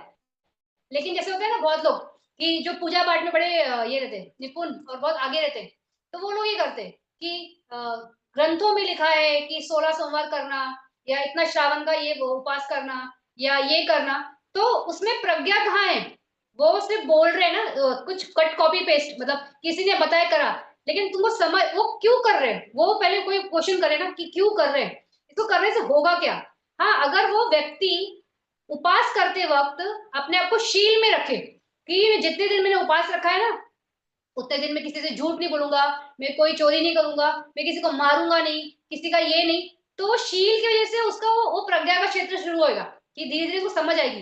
लेकिन ऐसा कोई करता नहीं ना, जब कोई उपास रखता है तो बस उपास रखा है, उपास का ही खाना है, बस इतना मालूम होता है, मंदिर इस टाइम पे जाना है, ये जल चढ़ाना है, ये करना है वो करना, उसमें अंडरस्टैंडिंग नहीं होती है, तो वो धुएं वाला उसी लेवल पे ऑपरेट करते रहता है। तो उसको अंडरस्टैंडिंग अगर आनी है या करनी है तो उसको क्वेश्चंस करने पड़ेंगे, उसको पूछना पड़ेगा ये क्यों कैसा है, और उसको अगर वो तर्क संगत लगता है तो वो कर सकता है। लेकिन ये नॉर्मली द्वैत वाले जो होते हैं ना इनको तर्क नहीं समझ में आता है, इनको जो मान्यता बंधी है ना, बंधे बंधाए नियम उसमें ही वो चलते हैं और उनको लगता है यही सही है। अगर हम उनको समझाने भी जाए ना वो समझ नहीं पाते, प्रज्ञा का क्षेत्र उनका ओपन नहीं होता है, थोड़ा सा वो डिफिकल्ट होता है। लेकिन अगर मुझे लगता है कोई अगर प्रयास करे तो वो हो सकता है, लेकिन वो करना पड़ेगा। तो इस तरह से ये रिजल्ट कैसे चेंज हो रहा है तो वो है।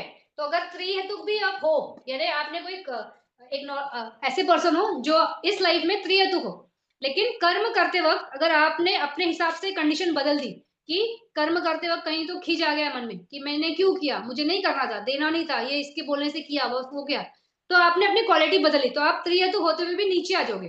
तो वो नहीं हो, इसके लिए अंडरस्टैंडिंग होनी चाहिए और किस हिसाब से रिजल्ट आता है तो इस हिसाब से वो रिजल्ट चेंज होते रहता है। तो अगर आपने सुपीरियर क्वालिटी से ही किया हर लेवल पे तो ही सुपीरियर रिजल्ट है, अगर कहीं भी चेंज किया तो आप नीचे आओगे, डिमोशन होते जाता है। तो इसमें देखो डिमोशन ही हो रहा है ना, त्रिहेतुक से द्विहेतुक में आ गए, द्विहेतुक उत्कृष्ट है अच्छी क्वालिटी है तो वो उधर उसी लेवल पे रह गया, और दुहेतुक हीन क्वालिटी से किया तो वो और नीचे आ गया, वो सुगति अहेतुक में आ गया। तो इस तरह से आपका पटिसंधि का जो लेवल्स है ना वो चेंज होते जाता है। तो वो है, इसमें एक्चुअली में थोड़ा सा वो गाथा के हिसाब से जाएंगे, थोड़ा सा टाइम भी लगेगा और थोड़ा सा वो डिफिकल्ट भी लगेगा, तो नेक्स्ट टाइम ही बात करेंगे इस पे। तो इसमें से अगर आपको कुछ समझना है कि द्विहेतुक तीन हेतुक कैसा है, और इसमें कैसा है जो हम बात कर रहे हैं कि कोई कर्म किया तो करते वक्त, बाद में करने से पहले, करते वक्त और बाद में। तो बाद में यानी इमीडिएटली तो है कि मतलब कर्म करके आए और उस वक्त उसके लिए कुशला मन में या उत्साह वगैरह जो है, लेकिन बाद में यानी हफ्ता हो गया, 10 दिन हो गया, महीना हो गया, साल हो गया, अगर उस टाइम भी आप उसको बड़े प्रीति से और बड़े से याद करते हो, तो वो उत्कृष्ट ही होता है, मतलब हायर लेवल का ही कुशला है, क्योंकि आज भी आपके मानस में उस चीज की खुशी है। तो इसको बोलते हैं कुशला संवर्धन करना, यानी बढ़ाना। तो एक बार कुशला किया, लेकिन उसको बार बार याद करना कि अरे मैंने ये दान दिया था, ये कितना कुशला है, कितना अच्छा है, और मैं ये कर पाया, मतलब खुद का घमंड के लिए नहीं, लेकिन एक चेतना के लिए कि मेरे हाथ से ये कर्म घटा। तो उसको याद करते हुए अगर आप याद करके ये मोद करते हो, प्रीति करते हो, तो वो भी कुशला ही है। जैसे मैंने एक बार बताया था वो घटिका कुंभार की स्टोरी। तो वो घटिका कुंभार जब उसका उनके पेरेंट्स वो ये देते हैं ना, छत देते हैं वो बुद्ध को, तो उनके मतलब इतने गरीब होते हैं कि वो छत नहीं होती है, लेकिन बारिश के टाइम उनका कुसला का वो जो होता है ना, क्वालिटी होता है, उस वजह से बारिश की एक बूंद उस छत ना होने के बावजूद उनके रूम में एक बारिश की बूंद नहीं गिरती है। और ये उसके जो पापा मम्मी रहते हैं वो 15 दिन तक उसी खुशी में रहते हैं कि अरे वाह, मतलब हमने भगवान बुद्ध को ये दान दिया। और घटिका कुंभार को अपने पेरेंट्स के वो दान से खुशी रहती है कि मेरे पेरेंट्स को इतना वो कॉन्फिडेंस कि मैं नहीं था घर पे, तो भी उन्होंने दान दे दिया। फिर वो भी बड़े उसमें रहता है, मतलब काफी दिन तक उस मोद में रहता है। तो इस तरह से एक बार किया हुआ कुसला है, लेकिन चित्त के लेवल पे, मनोकम्मा में उसको बार बार आप बढ़ा सकते हो। तो आप ये प्रैक्टिस भी कर सकते हो कि कभी उपोषद के दिन हो गया, या रोज ही आप याद करो कि अरे मैंने ये दान दिया, ये दान दिया, जो भी आपको लगता है, जो आपको खुशी देता है। ऐसा नहीं कि आप एक लिस्ट बही खाता ही लेके बैठ जाओ और वो अपना ईगो के लिए कि मैं यही करता हूँ, यही करता हूँ, वैसा नहीं। ऐसा होता है ना, हमारे कोई कोई दान होते हैं कि अरे मैंने पगोड़ा में यहाँ दान दिया था, या मैंने लाइटिंग के लिए दान दिया था, या मैंने अब पानी की टांकी दी। तो ऐसा जो भी ऐसे जो ऐसा वाला दान जो आपका हमेशा के लिए होता है, ये बड़ा बड़े लंबे काल चलने वाले दान है। भले आप सो घूमो रात, मतलब कुछ भी भगवान बुद्ध बोलते हैं कि रात दिन ये रिजल्ट देने वाले दान है ये। तो झाड़ देना, पानी का दान देना, लाइट का दान देना, रास्ते बनाना, तो ये सब क्योंकि लोग ये फैसिलिटी रात दिन यूज करते हैं ना, तो आपको रात दिन इसका कुसला का बेनिफिट आते रहेगा। तो इस टाइप का दान जो भी आपके मानस में है, आप उसको याद कर सकते हो कि मैंने ये दान दिया, और उसके लिए खुश होना कि मैंने किया है। तो उससे आपका संवर्धन ही होगा, तो इस तरह से आप बढ़ा सकते हो। तो अभी हम रुकते हैं यहाँ पे, क्योंकि ये तीर्थ को दुहेतुक है ना, तो वो थोड़ा सा जैसे हमने बात किया, अब इसके हिसाब से हर इस भूमि में कैसा आता है ना, थोड़ा सा वो बात करूंगी तो थोड़ा डिफिकल्टी लगेगा, क्योंकि बहुत ज्यादा भी हो जाएगा कि पटिसंधि भी है, पवत्ति भी है, तो दोनों के हिसाब से। तो हम नेक्स्ट क्लास में बात करेंगे इस पे। अभी हम रुकते हैं, अगर किसी को कुछ है क्वेश्चन आज का जो हमने बात किया है कुशला कामा में, तो थोड़ा सा कुछ और कुछ क्लैरिटी चाहिए तो पूछ सकते हैं, नहीं तो हम स्टॉप करते हैं। तो एनी क्वेश्चंस? ठीक। तो अगले क्लास में मिलते हैं, और कुशला कम्मा के हिसाब से ही आगे जाएंगे। फिर इसके बाद कुशला जब ये खत्म हो जाएगा, तो इसके बाद ये सीधा मरना काला चुटी, जो मरते वक्त कैसे विठी आती है, तो वो है। तो हमारा उसके बाद ये विठी चैप्टर कंप्लीट हो जाएगा। फिर ये कंप्लीट, फिर इसके बाद पट्टी समूहवाद चालू होगा, तो वो तो बहुत इंटरेस्टिंग है, हम उसमें जाएंगे, लेकिन ये कंप्लीट होने के बाद। तो नेक्स्ट क्लास में मिलते हैं, और इसी के साथ आगे जो कुशला कम्मा का है उसी को पकड़ मतलब बात करके, फिर मरना काले विठी भी मेरे ख्याल से चालू हो जाएगी, नेक्स्ट क्लास में हो जाएगी, हम कवर कर सकते हैं, देखेंगे कैसे होता है, तो उस हिसाब से करेंगे। फिर अगले क्लास में मिलते हैं। शुभ रात्रि, थैंक यू फॉर कमिंग।